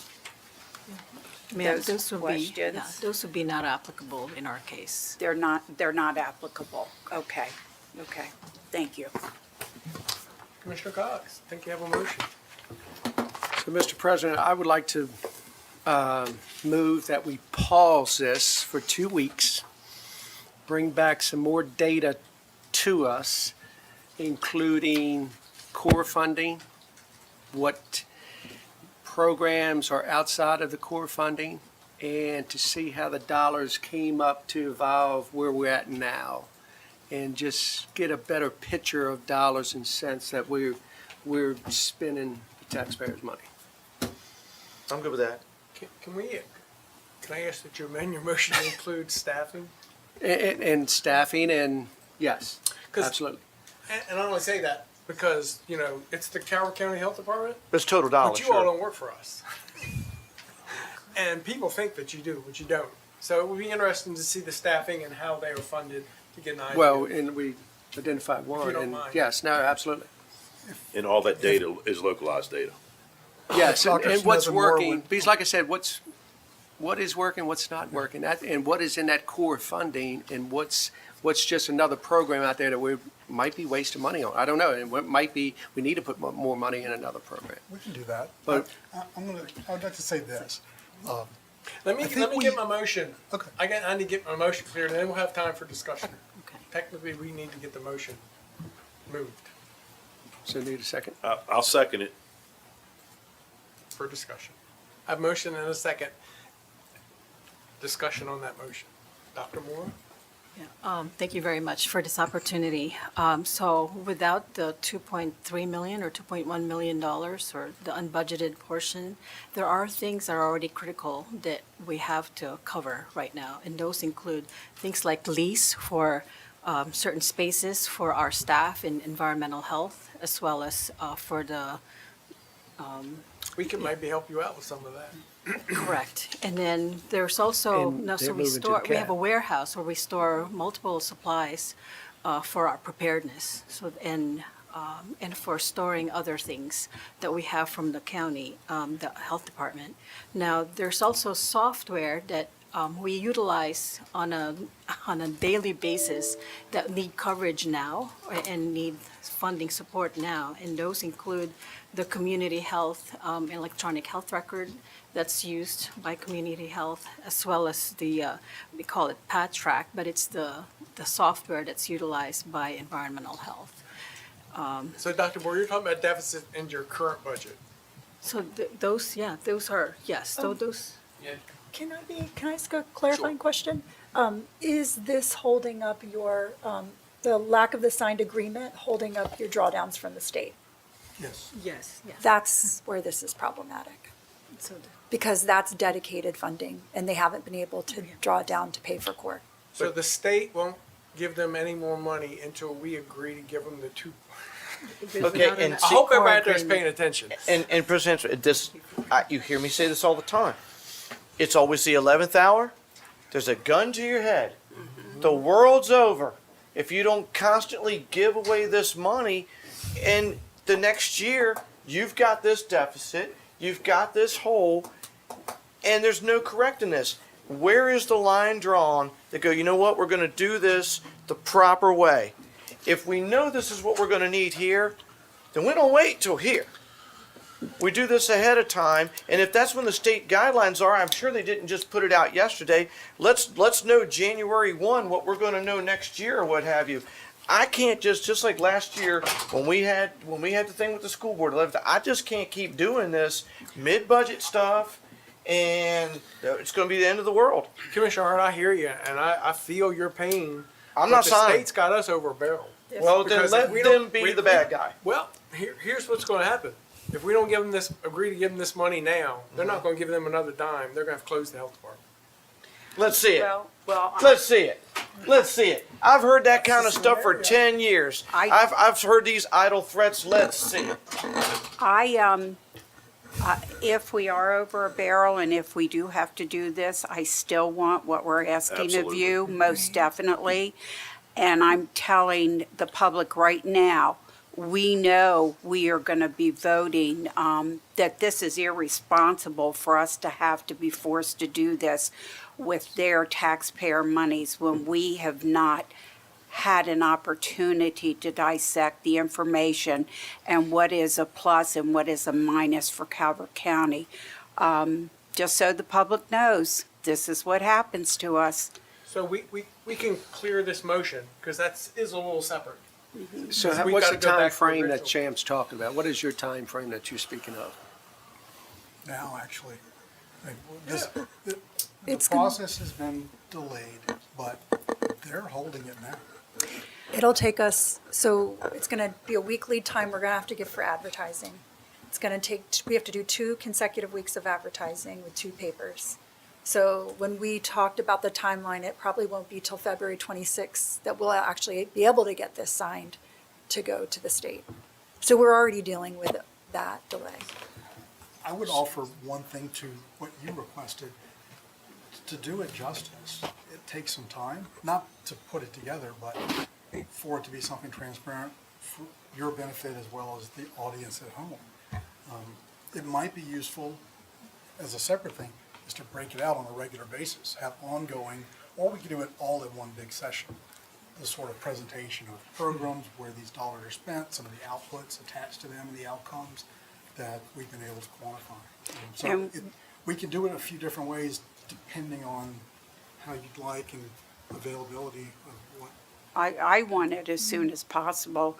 And also, please make a notation that don't come to us again at the drop dead hour, and we have to give away our citizens' money without knowing 110% what the programs are, how they're working, how they're not working. So make note for next year, please. Commissioners, if I may,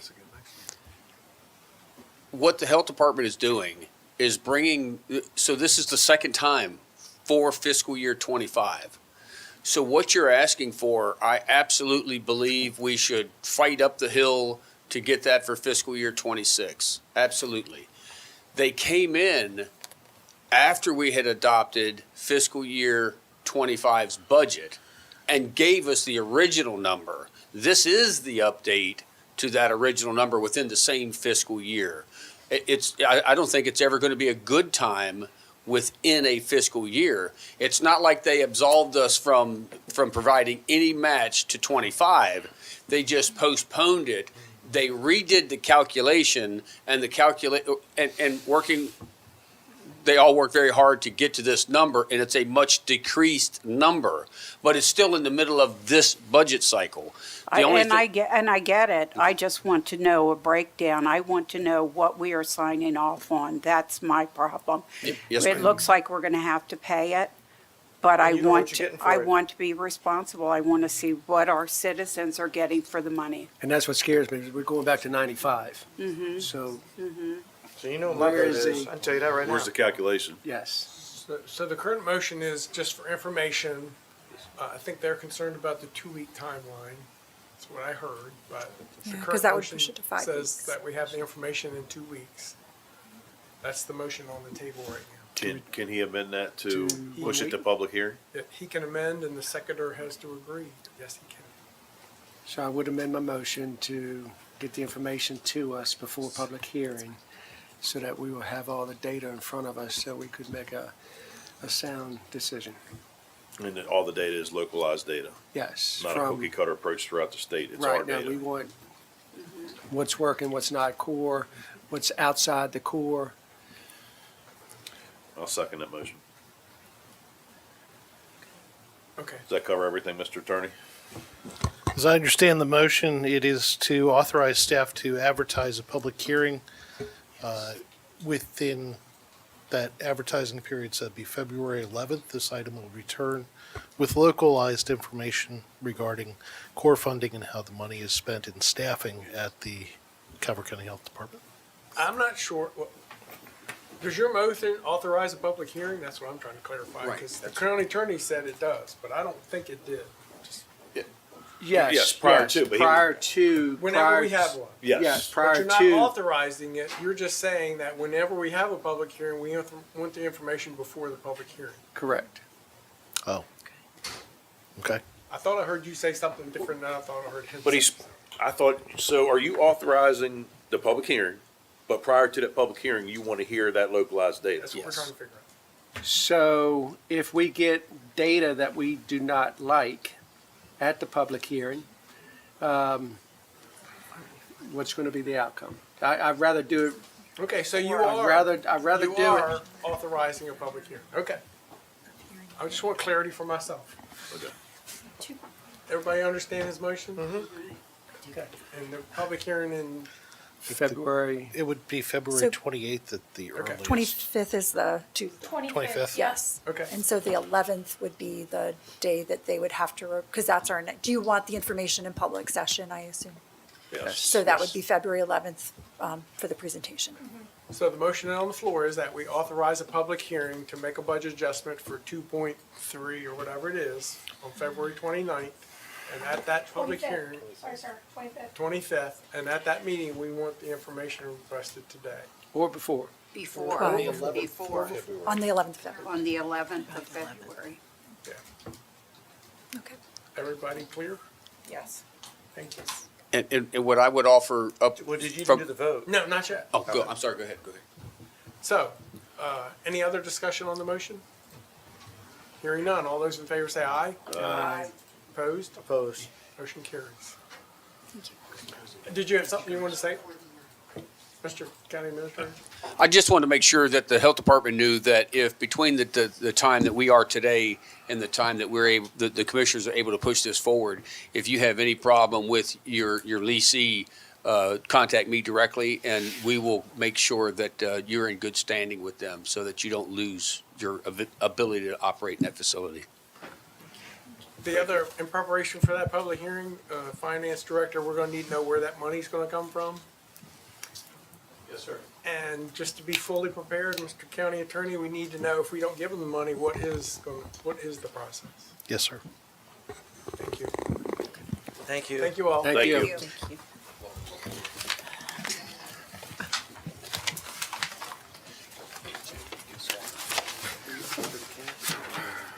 Next item under new business, item 2, Office of the County Administrator, Calvert County Public Schools final report for public-private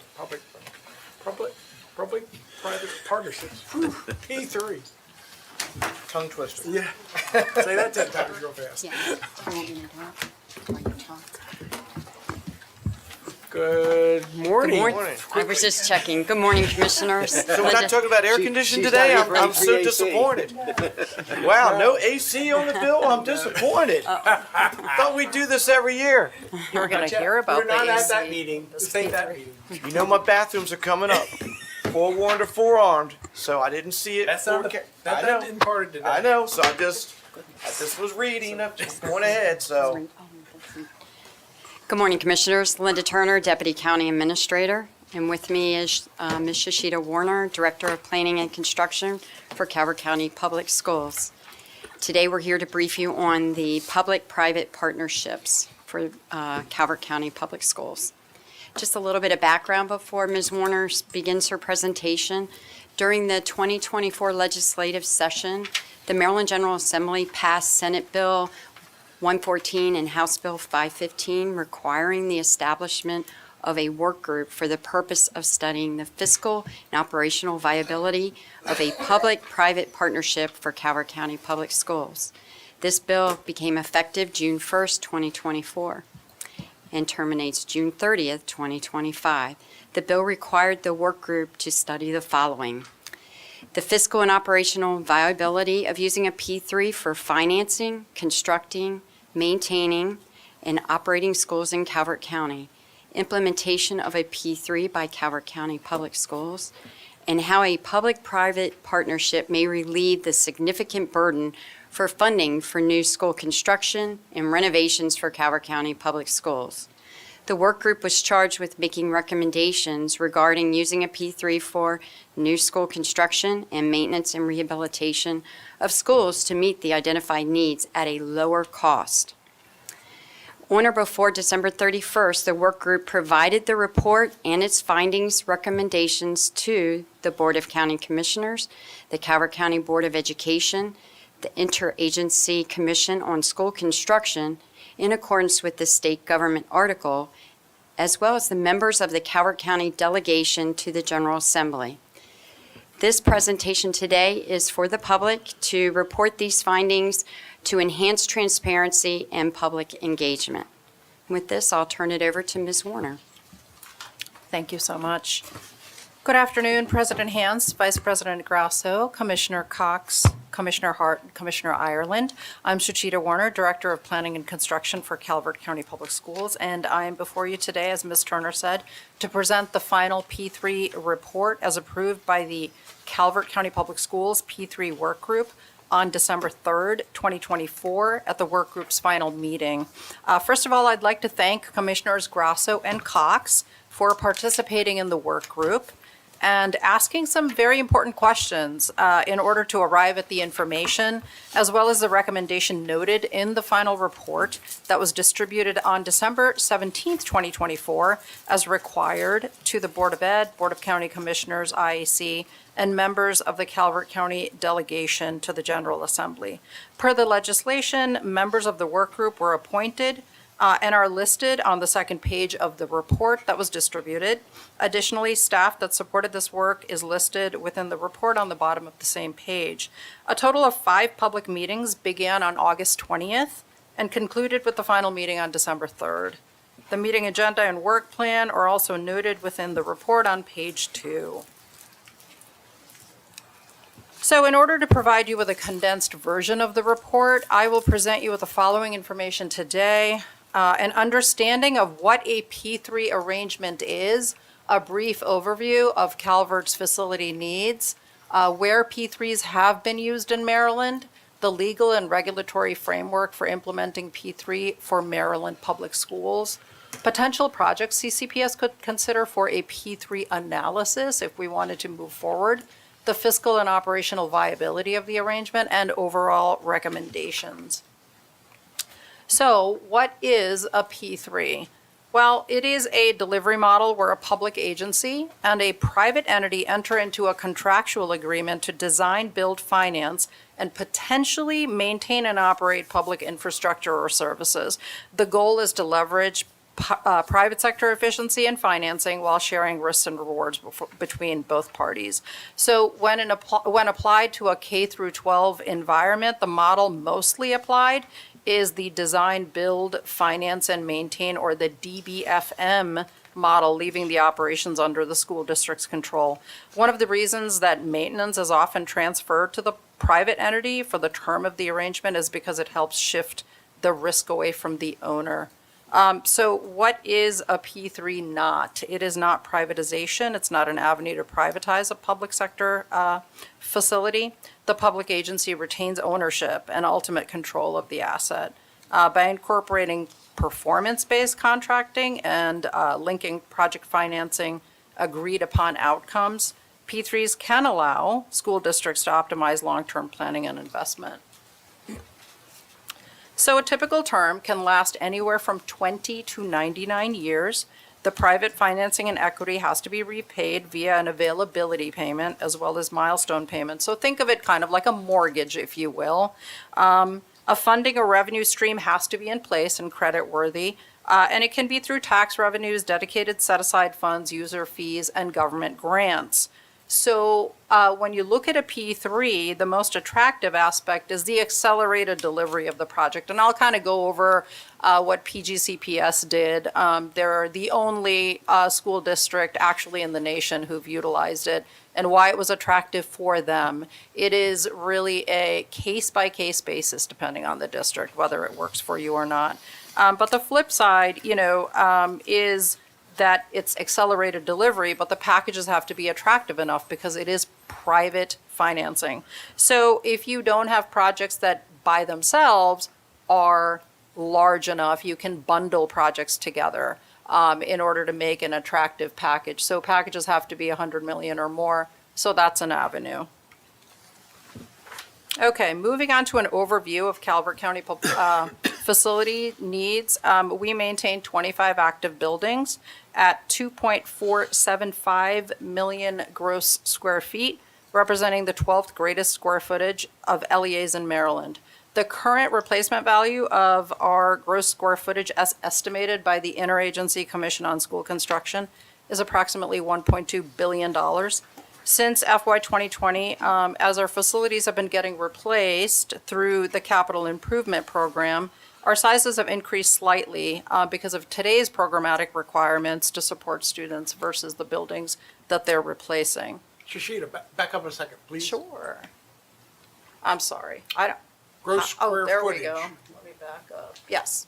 What did you say we lead the state because of that? I'm sorry, what was that? The question? I thought I heard you say something that we lead the state in the most square No, footage. no, we're the 12th. We're number 12. Oh, okay. I'm sorry. I was gonna say, That would be that don't work. something else. No, we're number 12. Okay, thank you. 12th greatest. Maybe the 12th didn't. Yeah, you didn't hear that. Okay. Okay. So as square footages have increased and costs of construction have gone up, the current replacement value as calculated by the IAC has increased significantly. This specific table shows you on the right-hand side FY 2020. So the total square footage was 2.446 million square feet. In 2025, it's 2.475. But the replacement value, as you can see, was 924 million in FY 20. And the current replacement value is a little over 1.2 billion. So the reason for that is because today's construction just costs more. So if we were to replace our facilities today versus 5 years ago, it would just be that much more expensive. So it's just a calculator. The item that's boxed out in green is recommended operation and maintenance budget. I want to take a little bit of time just to kind of explain between this slide and the next slide the two pieces of budgetary calculation that the Association of Physical Plant Administrators recommends based on the current replacement value. So the operation and maintenance budget is basically the cost to operate the building, preventative maintenance. These are items that are put in on our operating budget side. So as you can see in FY 2020, the APPA recommended, based on the current replacement value, 18.4 million. The actual O&M was about, the budget was 16.736 million. In 25, the recommendation, just because of the $1.2 billion current replacement value, goes up to 24.5. The actual O&M budget is about 23.5, so about, $1 million less. Not terribly apart. But when we go to capital maintenance, which is, this is in our CIP, on our CIP side, APPA recommends the same. Of course, those are, ideal numbers, but you can see in FY 2020, we had $5.6 million allocated towards capital maintenance. So those are your air conditioning projects, your roofs, those types of things. So that's not for new build, so that's for those types of facility renewal. And in 2025, that was actually $2.4 million. So you can see the difference between the recommendation and the actual. So there's certainly quite a bit of difference between the two. Okay. So here we see Calvert's Facility Condition Index. I'm going to explain what this is. Basically, the Facility Condition Index, or FCI, is a widely recognized metric to evaluate the condition of schools in Maryland. The FCI assigns a score between 0 and 100 to assess the overall state of buildings and their individual components. As the buildings and their assets age, the FCI score actually increases. So when a building gets older, the score actually gets higher. When you get to 100, or really when you get to above 60 and you're in the range of 75, et cetera, it is really time to begin thinking about replacing that full asset.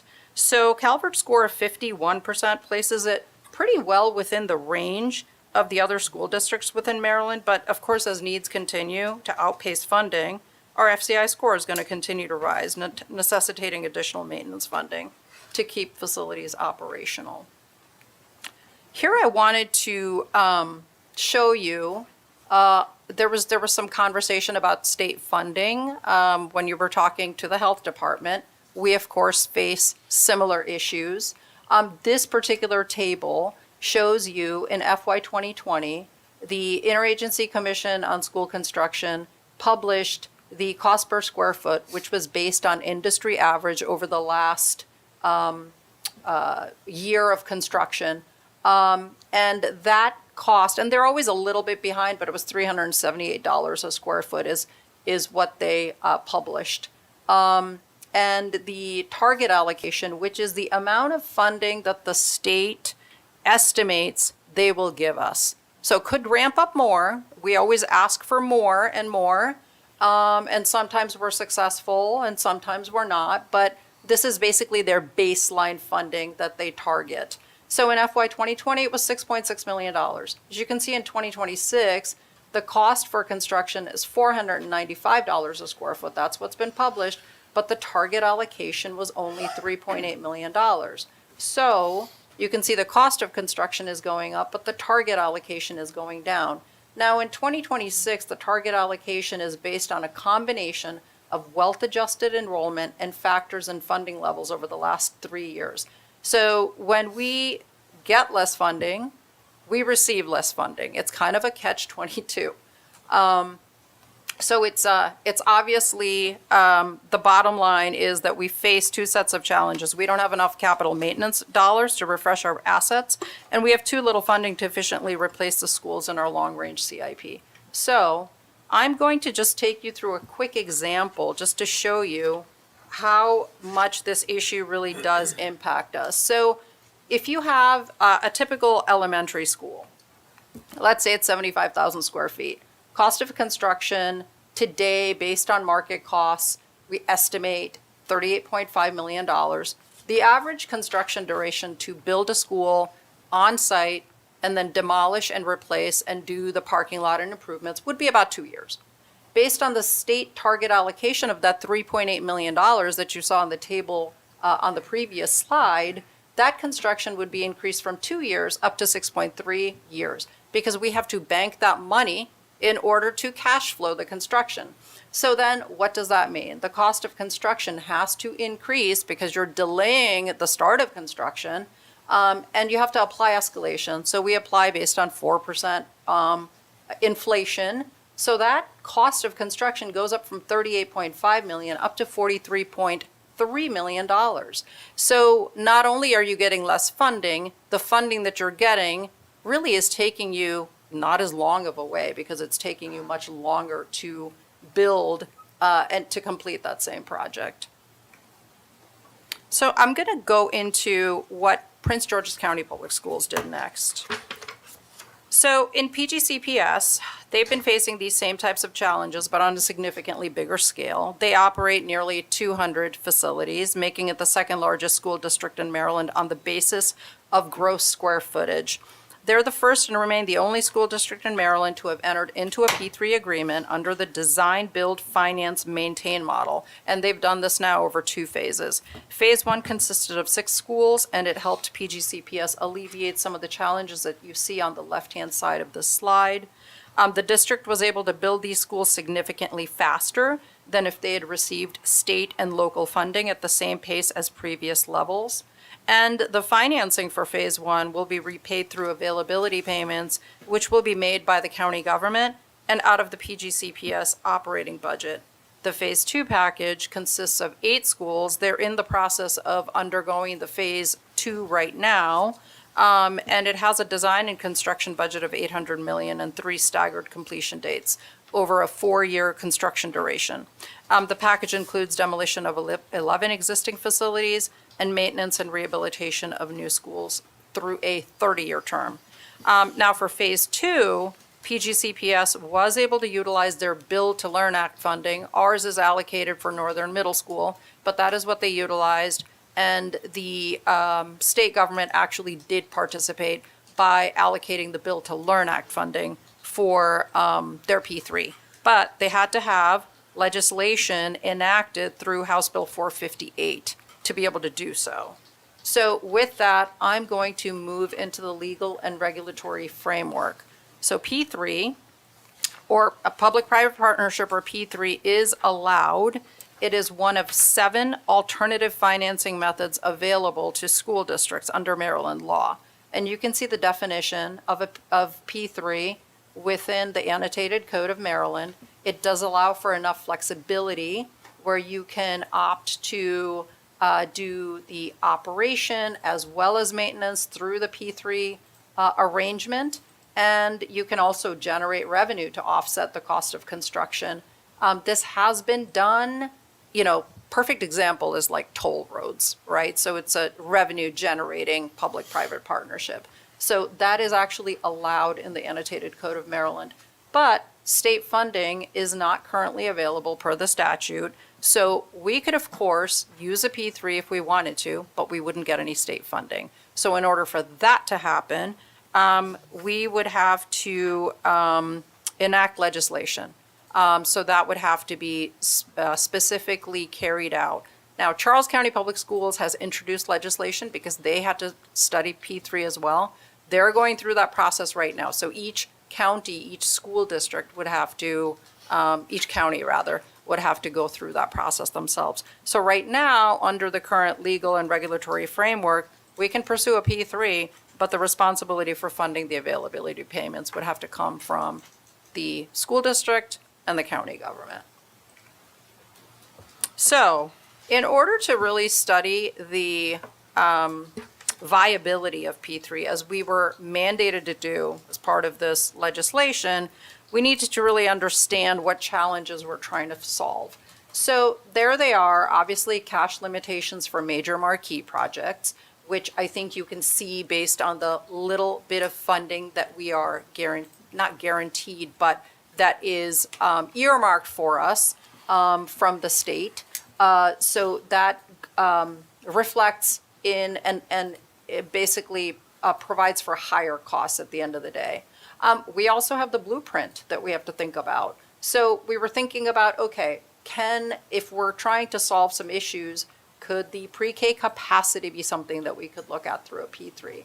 And then cash flow limitations for capital maintenance projects. So these were some of our issues that we looked at in terms of facility issues that we need to solve, whether they be, via P3, and could we look at that as a mechanism? So one of the other things that we did is part of our analysis, we looked at the condition of our facilities. So this particular slide shows you with the red box, 12 facilities that have FCI scores over 60%. Now, Beach Elementary has already been replaced, but the FCI has not been recalculated by the state yet. Northern Middle School is going to begin construction and will be ultimately replaced. And then there are several other schools that are on this list as well. And then we have 9 facilities that have scores that you can see highlighted in purple that have scores of 45 to 60%. So they're okay now, but they are, getting up to that 60% mark and eventually will. So as those FCI scores are updated, those will, those scores will be higher. So we looked at Shashida, that. how old is Calvert Middle School? How old is Calvert Middle School? It That's was, the one behind Fox Run Shopping Center? yes, it was built, it was completed in 2012. No, let me try to think. So Thought it it's was 10 years old and it's 2012. got the worst rating of any school up there. Calvert Middle School? Down at the bottom, new Calvert Middle. No, that's Good score. no. When a score is really low, that means it's new. When Oh, a score gotcha, is it's the high, Okay. it's the opposite. 100 means it's backwards. Yeah, it's backwards. It's backwards. Yes, yes. Northern Middle has the worst rating Yeah. of them New all. math. So yes, you have to look at it. When it's a low Sorry. score, it's almost new. Okay.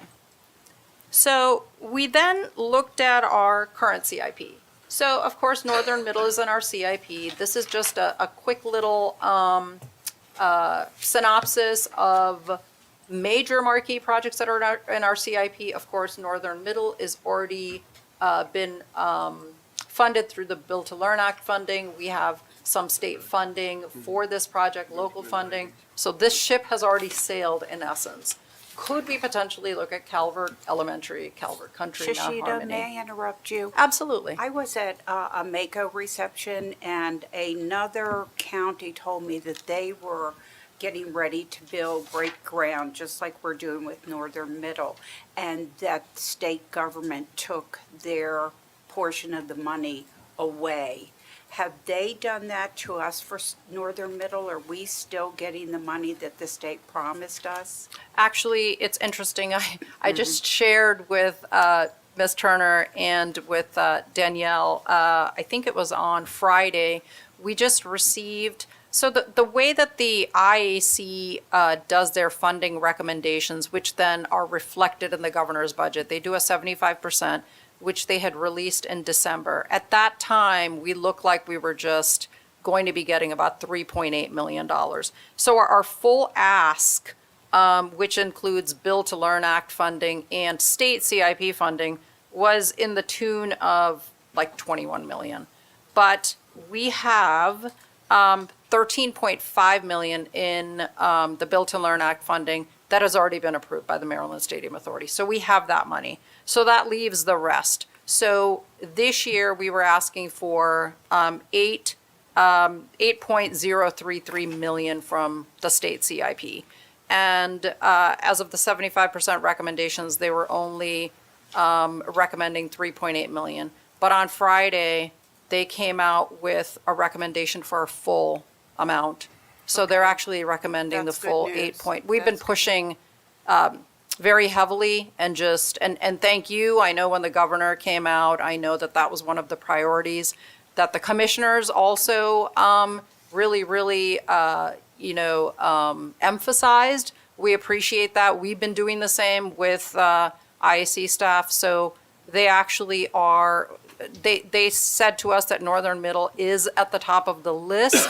And so out of that 280 million, which is now 300 million, is the governor's CIP budget. But they felt pretty good that they were going to be able to fund it. And so at this point, it looks like we're going to actually get all of the funding that we asked for Northern Middle School. Let me just ask you another thing. Now, we recently finished Beach Elementary. Did Beach Elementary take all of our budgeted funds? So we actually have a little bit of savings that I do want to talk to county staff. We're going to be having some conversations. So we're trying to get what that exact number is so that we could allocate that money towards a different project or reserves, if you will, to be able to allocate. So we do have some savings that, so we did not use all of the county CIP money for. Was it significant? I don't know the exact amount. I don't want to say. I'm going to have to. That's fine. It was, I wouldn't say it's significant, Okay. but it's a decent. Staff will let us know, and then you will have a recommendation as to where you think it would best be spent. Absolutely, yes. Thank you. Thank you. Okay, so I'm not going to spend too much time on this slide, but this was just one of the areas that we looked at is, could we look at future CIP funds?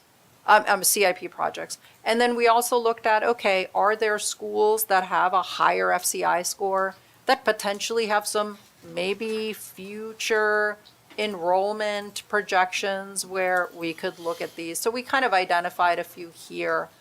These are all just sort of iterations of an exercise that we were kind of going through to see, okay, kind of look at this as an option for, you know, a P3 analysis. But, let me just go back to, oh gosh, I keep pressing the wrong button. Let me just go back to this particular slide. So one thing, though, that is pretty important to emphasize, as we look at a P3, we would want to absolutely look at any schools that have future programmatic needs, high FCI scores, if there's inadequate educational sufficiency, like acoustical issues, for example, building utilization, if there's low utilization, if there's high utilization, we'd want to look at all of that. Enrollment trends and operational costs. So those are all factors that we identified that are important for us to really look at a full analysis.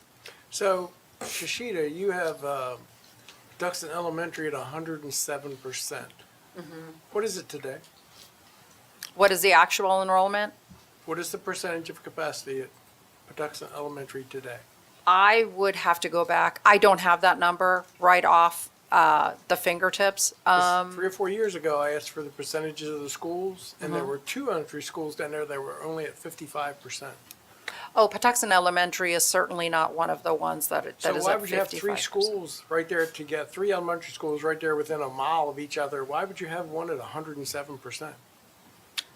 Are you projecting all those elementary schools are going to be above 100% in 2031?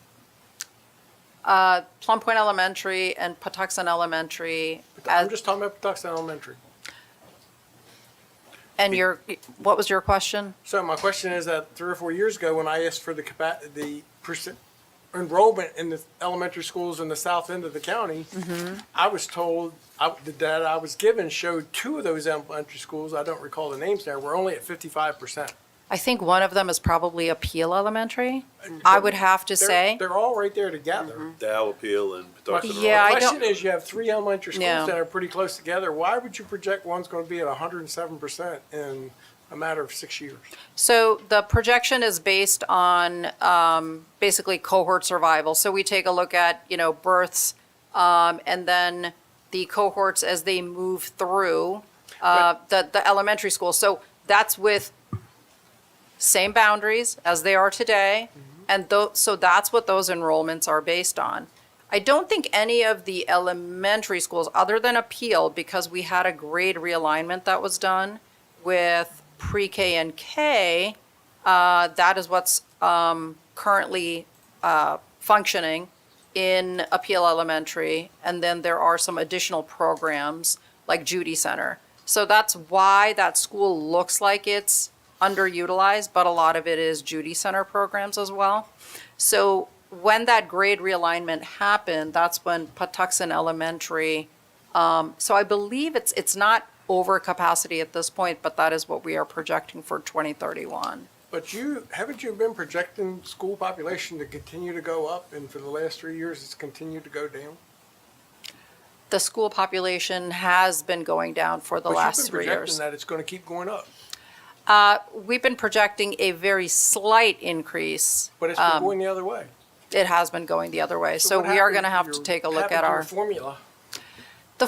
I don't think it's necessarily the formula because I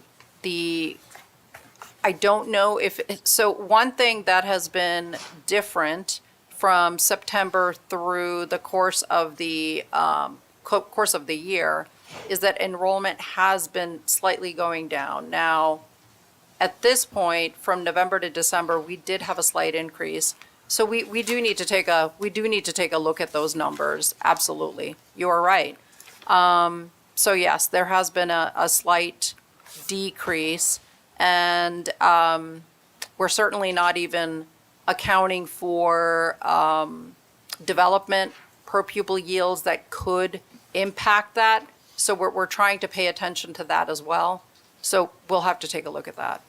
So we'll have the new numbers in April, correct? Don't we get the new numbers in April for student enrollment? Well, we have our September 30th numbers that are looked at by MSDE for FTE students. And those numbers are finalized around end of November. So those are the September numbers that are then utilized for the funding. But then we internally get reports of, at the end of every month, we get enrollment numbers that are updated for each school. Okay, so we'll have the new numbers next November or April or? Well, we have to do enrollment projections that have to be within 5% of the state enrollment. Okay. And we do that in April. Okay. So I believe that's Yes, what you yes, might be yes, thinking yes. about. Yes, with the Yep. educational facilities Yes. master plan. It's So- just the last few years in our budget discussions, we keep hearing, oh, no, don't take our money. We know the population's going up next year, it goes down. We hear the same thing the next year. We're in budget discussions. Don't take our money because, it's going to go up. And it keeps going down. And eventually, that your sales pitch falls on deaf ears. I think and I'm gonna be wrong on the years. 17 years? It's been one increase in 17 years, something like that. It's been a long span since we actually had a kindergarten class that exceeded. I forgot how it was being explained, but it's been, as Commissioner Hand said, it's been declining almost every year. I just remember, I think 1 year, some anomaly that it was up, but all the rest were down. And I don't think since COVID it's ever recovered. There's a lot of homeschooling going Yeah. on. Our Lady had had a lot of problems with getting people, and now, don't quote me, I think they have a waiting list or something. I mean, their enrollment has gone way up because people were during all the COVID, they were so upset that they, Hickey's has gone up as well. that they pulled their kids and never came back. What's interesting is we have all of the homeschooling information, and you're absolutely right, Commissioner Hart. In 2019, that 2019 school year, the enrollment actually, it looked like it was going to begin to go up. And then with COVID, we lost almost, 700-800, almost 1,000 students, most of them to homeschooling. Since then, the homeschooling numbers have actually shrunk, and I present do a facilities master plan, which is what I believe Commissioner Cox was thinking about with the April numbers. And with that, one of the things that I report is MSDE collects information on all the private school enrollments.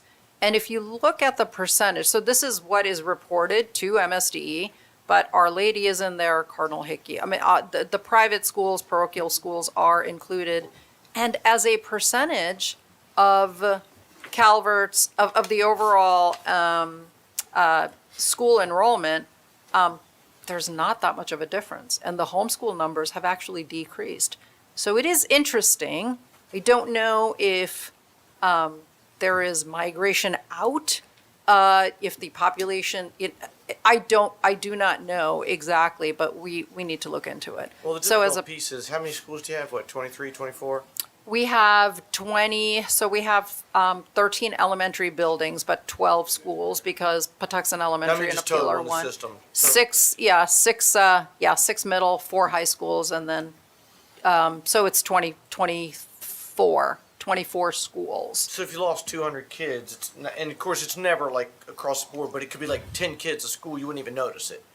But collectively, you see you're down 200, and it's hard to manage where is that and where do you send resources to.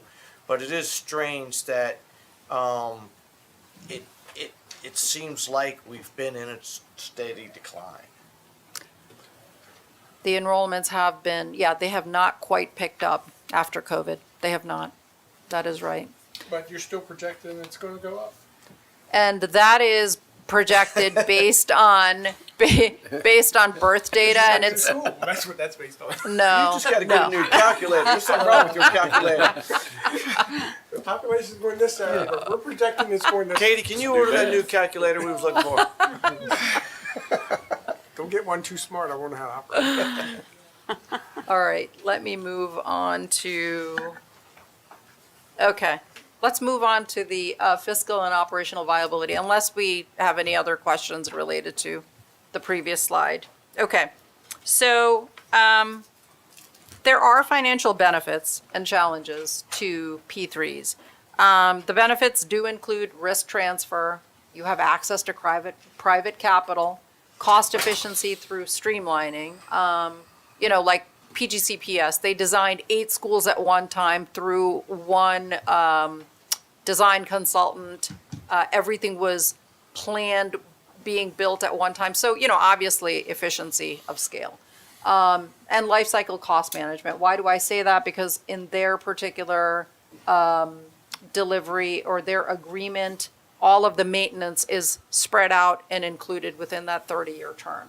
So life cycle costs can be managed. But then there's risks. These are really complex financial structures. The financing costs are higher because this is private financing, not public financing. You have a long-term financial commitment. If you have a 99-year term and you have to make sure that you allocate for that 99 years, even 20 years, that's a long commitment. So that is definitely not necessarily attractive. There's political and regulatory risk. And then there's other factors, like, for example, to make a P3 package as financially attractive as possible, the design sometimes may not really reflect what our programmatic needs might be. So any kind of structure would have to really carefully ensure that these requirements are accounted for and really enforced during the design process. Why would anybody sign a 99-year agreement? I don't know. Maybe I believe that School those ain't are. gonna last that long.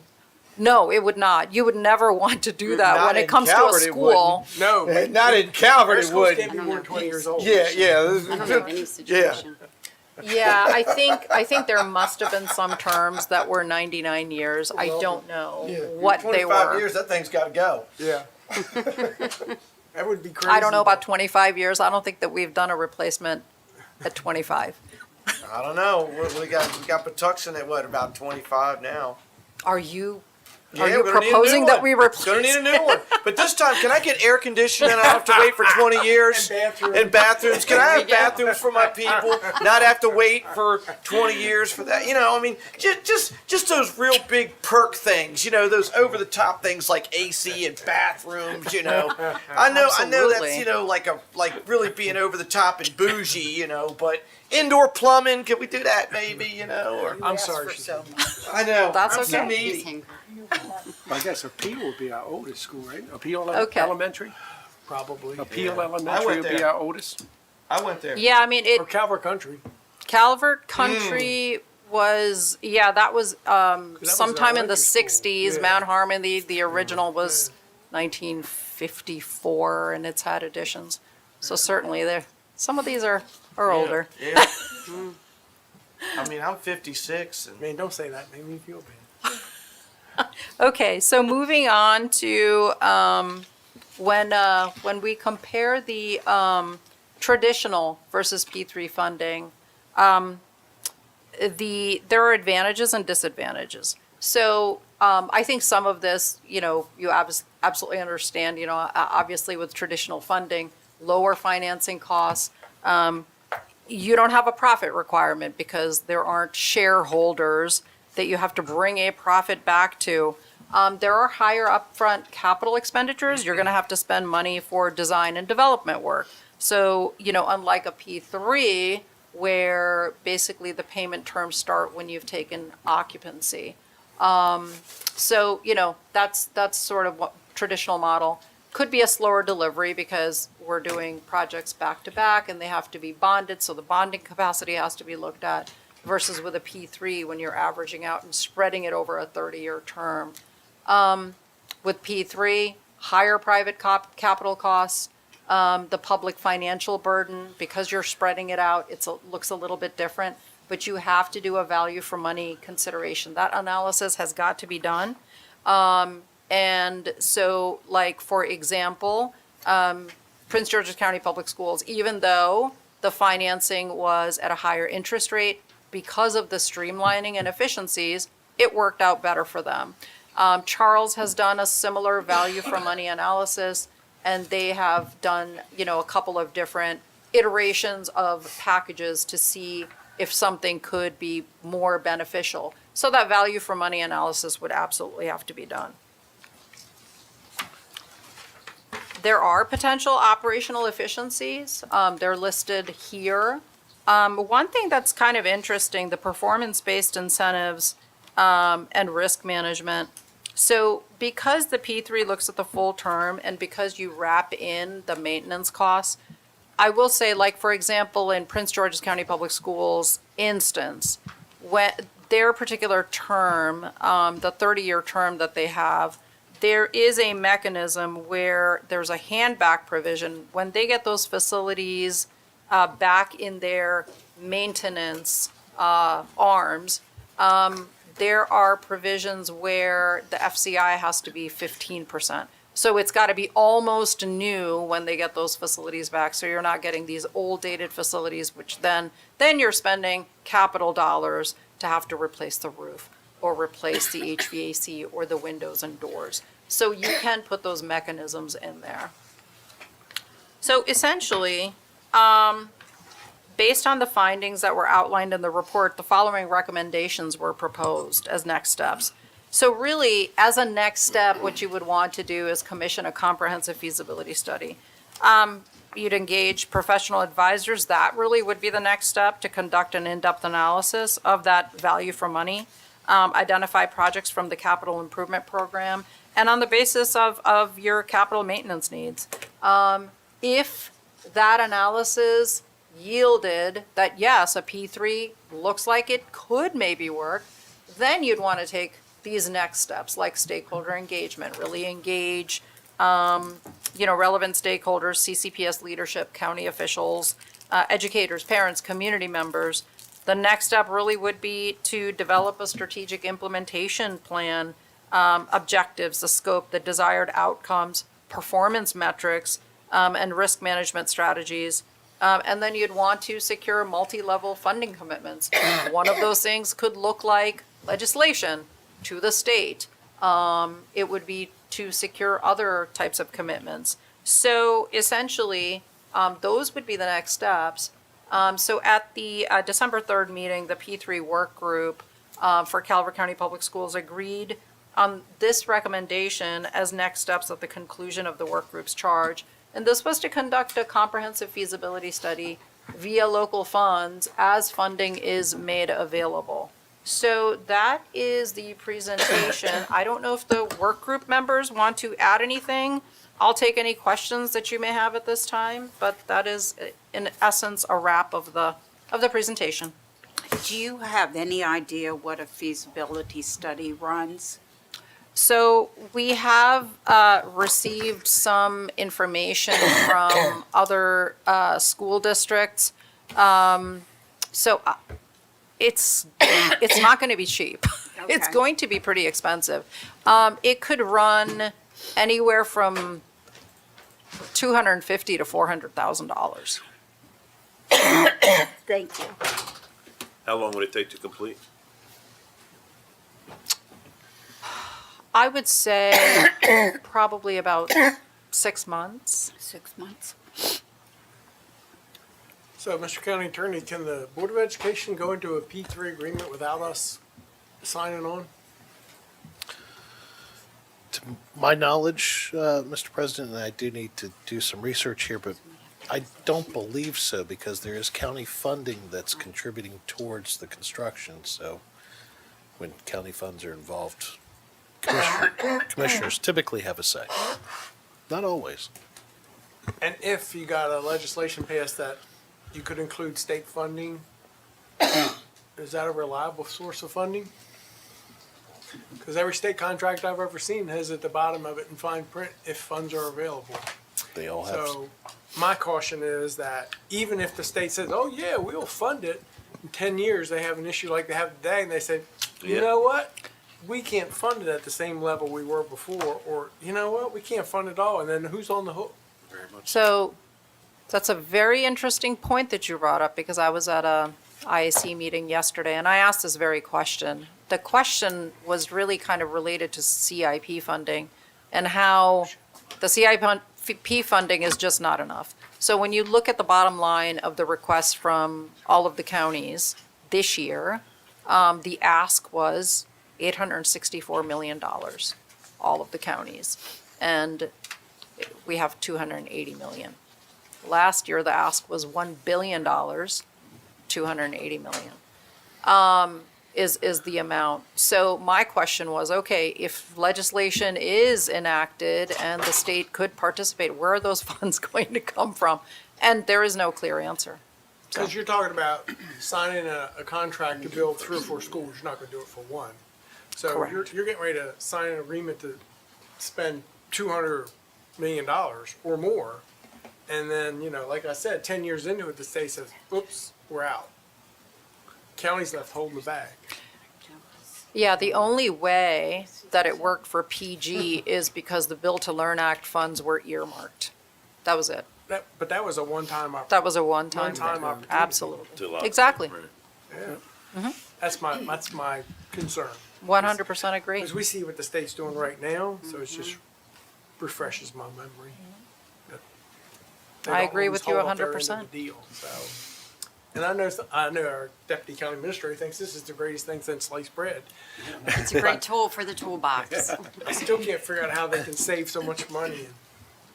Oh, Prince George's County Public Schools? I think you could probably speak to that much more than I could. Yes, well, because it is a 30-year commitment for the 6 schools, you could see the comparison between traditional model and P3. In the long run, you are saving money. So, it was spelled out on one of the slides in your packet. Because they're gonna build it and maintain it. Correct, for 30 years. And then, Cheaper than we and get. then turn it over at a FCI of 15% or better. So you're, And there's language in there that holds them to some standard for maintenance. yes. So if the boiler breaks, they can't wait 2 weeks till they So- feel like getting around to it. So the Yeah. contract can be written Yes. anyway It can be written that way, for yeah. maintenance of your liking. With Right. time frames. Yeah. Sorry. Yeah, they have, I think that they have sort of like a high priority, medium priority, low priority. So for example, if a boiler breaks, that's high priority. They have sticks associated with the contract, so it could be, you know, I don't know. I don't know what I am literally grasping here when I say, you know, $1,500 penalty per day, and that would be deducted out of that availability payment for the month. If there's paint peeling off the wall, it could be that you have, say, 2 weeks to get there to repaint that. But perhaps for the boiler, it could be you need to, you know, you need to be on site within a 4-hour period or something Correct. like that. So that's how it's I was structured. just wondering. So I do want to thank Linda and Mrs. Warner for all you did for the committee and getting it together, and a lot of work done. So I do want to thank both of you. Second, I want to say, you know, this is a piece of legislation. You know, we can use this tomorrow, we can use it next year, 2 years down the road. It's there for in a toolbox. The other thing I want to add is that I think we need to emphasize when we do a deep dive assessment on what we have and what we need, new construction and also remodel. I would like to see that, you know, it has right in the legislation, renovation. They can't So- spell remodel. Well, They don't know. you know, if indeed we vote here today to do, you know, put some money towards, whether it's school board money or our money to put this together, I would like to see a full analysis on what we need, what we have, and get a priority list together, and objectives of what we need. Looks like we've got a lot coming up, though, with those scores. And like I said, if we didn't break ground on Northern Middle the other day, we would be having a different conversation today Right. because that would be in the mix. But So why, with- you're right, why do we have to keep knocking buildings down? Right. You know, and like I said, Middle was built to a theory that didn't The pan open out. concept, yeah. well, You can say. Calvert Country has been remodeled twice, I believe. Didn't we remodel Calvert Country twice? So we did do an HVAC project there several years ago. We've done roofing work. There was the addition, but know there why wasn't she's really a laughing. remodel per se. You know why she's laughing. I know you love the word HVAC, so that's You know, that one we had to have. You remember I was screaming about that one, we didn't have AC in the hallways and everything else down there, because it was Calvert Country School. You didn't get me started. So no, there hasn't been a remodel done. We did do a safety and security project there. So those types of things we've done very limited. Commissioner Cox, they And wanted to close if- that school, much less put any money in it. They wanted it to go away 10 years ago. If I could answer, I'm not sure which commissioner, I can't remember who had asked about the, why are we not renovating? Commissioner Cox. Commissioner Cox, okay. So doing a full renovation is difficult. You can't do it during the year unless you have swing space. It's hard to do that over the summers because we literally have 7 weeks, so you'd have to divide up the work over multiple summers, which then would get very expensive as well. I don't know if this was asked in relation to a potential P3 for a renovation, but I know that that was one thing that was discussed with the work group, where if you're going to be approaching a private organization that could be coming in to do a renovation, they don't know what is behind those walls, so they're going to, definitely put some kind of an allowance, like additional money, to basically deal with that, so that they'll have to hedge their bets. No, That will be more But expensive. isn't that what St. Mary's does? They don't do a complete rebuild, do they? I thought Great Mills and Chopper County and all that, weren't they all renovations? I Because I don't remember them buildings moving anywhere. I mean, I don't know, but I thought they redid all those. I thought they were renovations, I thought. don't know how much of a renovation it was. I don't know. Well, again, we thank you for all Thank your you. efforts and for Commissioner Cox and Commissioner Grasso because it was a lot of meetings. So, Thank you. Thank you. Absolutely. Thank you very much. thank you.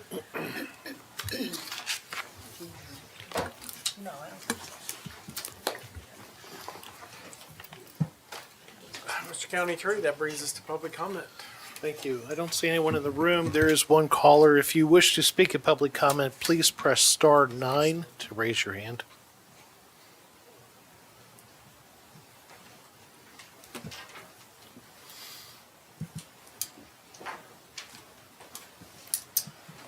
Mr. President, the caller has not raised their hand, so I won't read the dissertation if All right, that's so okay. that brings us to Commissioner reports. Commissioner Cox. Thank you, Mr. President. I would like,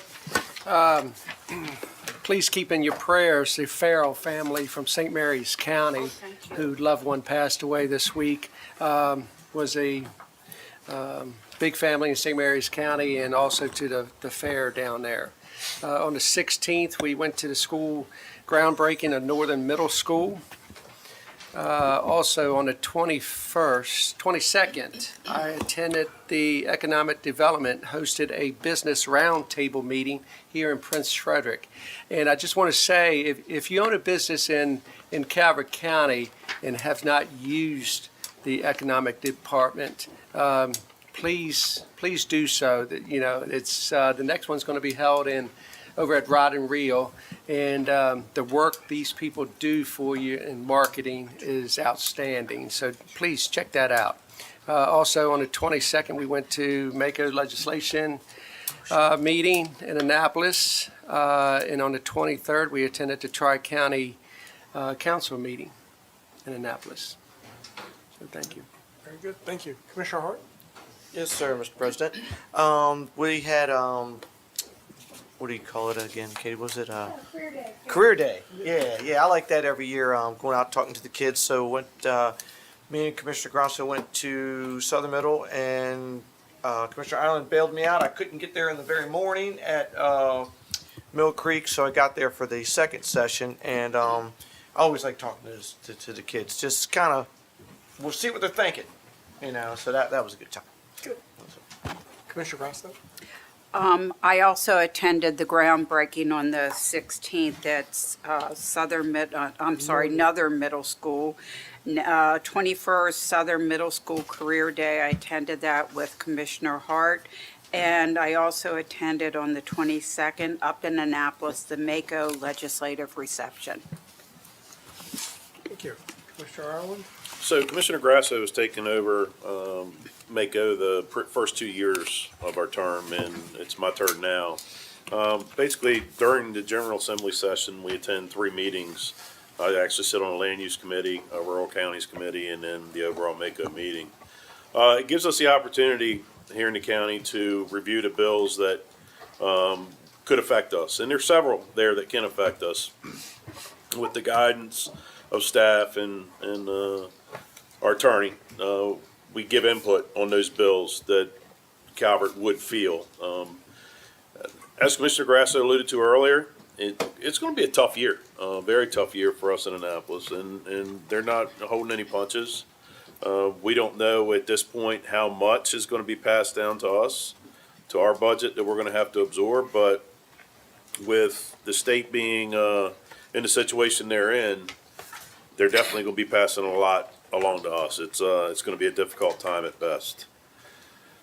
2:30 today is Patuxent River celebration, or I'm sorry, Patuxent Printing celebration of 10 years of business in Calvert County. And on April 11th, we have the Comedy Invasion. It's every year, CASA does this for a fundraiser. It's going to be held at Calvert High School this year. If you need tickets, go to CASA online. It's a good time. I've been previous years. I believe they didn't have it last year. They skipped 1 year, but they've had it for years and years and years. Is it Capital Steps this year? It is. They're funny. It's Yeah. Capitol Fools, so a lot of them were featured on Capitol Okay. Steps. So if you want a good clean time, come out April 11th at Calvert High School and just have a good night. Thank you. That's all I have. Thank you. So, I too attended the groundbreaking for Northern Middle School. It's very cold that day. Nobody hung around very long, and thankfully the dirt wasn't froze. And on Friday, Commissioner Arlen and I went down to Solomon's to the Chesapeake Biological Lab. They're celebrating their 100th anniversary. They've got a new renovation or new construction project going on down there, be done sometime at the end of this year. They're Big meeting room. Yeah, so, and they've offered up to us, when that's complete, they're gonna have a meeting room that'll hold absolutely. 200 people, I think Uh-huh. they Oh, that's said. cool. Absolutely. Facing the river. Full of So technology. I'm not sure that's a good thing, but anyway. Sure it is. People be looking out the window and paying attention to what's going on. But anyway, it was really good. They've been great partners with Calvert County, looking out for our estuaries and doing a lot of research for us in the water, so water monitoring. So it was a good event. Met the new director. So Had a great talk with the fisheries scientist. saw some turtles. Yeah. And one person there, she gets paid to listen for whales. They're doing a monitoring project out off of Ocean City because of the windmills, so they're trying to get a base. That's cool. And she just sits and listens for whales to go by all day long. Does she hear any? Yes. Okay. Every 13 to 15 minutes. Yeah, They they pick up hear a it. whale. That's awesome. And she said that they don't monitor. There's one time a year when they don't monitor because theory is the whales have gone to do something else. But she said, ironically, as soon as we turn it back on, they're there. So now we're wondering, do they really leave? Huh. Or do they stay there? Well, all year? and she also said during storms, everything goes silent. Really? Everything. She said there's Really? no activity at all. And after a hurricane or that type Yeah. of thing, after the hurricane blows itself through, the activity is unbelievable. That's wild. That is wild. So very Number one interesting. killer whales is nets I'm sure. and buoy lines. Really? They get wrapped in. Yeah, so it was great. They had a It good was, crowd, it probably, was. I don't know, 75 or 80 people there. But that was cold that day too. So the other thing is, I want to remind everybody again, the Student Safety and Wellbeing Advisory Committee meeting is tomorrow night, 6:30 at the Harriet Brown Center over on Dares Beach Road. You can buy a brick to honor a World War II veteran. Just call 410-535-1600, extension 2565. And just remember, today we announced that any animal they bring in here on Tuesday, if you adopt it within a week, we waive all the fees. So Commissioner Hart just needs a farm. I know. That's all I have. Motion? I move that we recess to closed session pursuant to 3-305B1I to discuss the compensation of appointees, employees, or officials over whom the board has jurisdiction. Second. Have motion and second to go into executive session. Any discussion on that motion? Hearing none. All those in favor say aye. Aye. Opposed? Motion carries. Thank you, everyone. Have a Thank great you. day.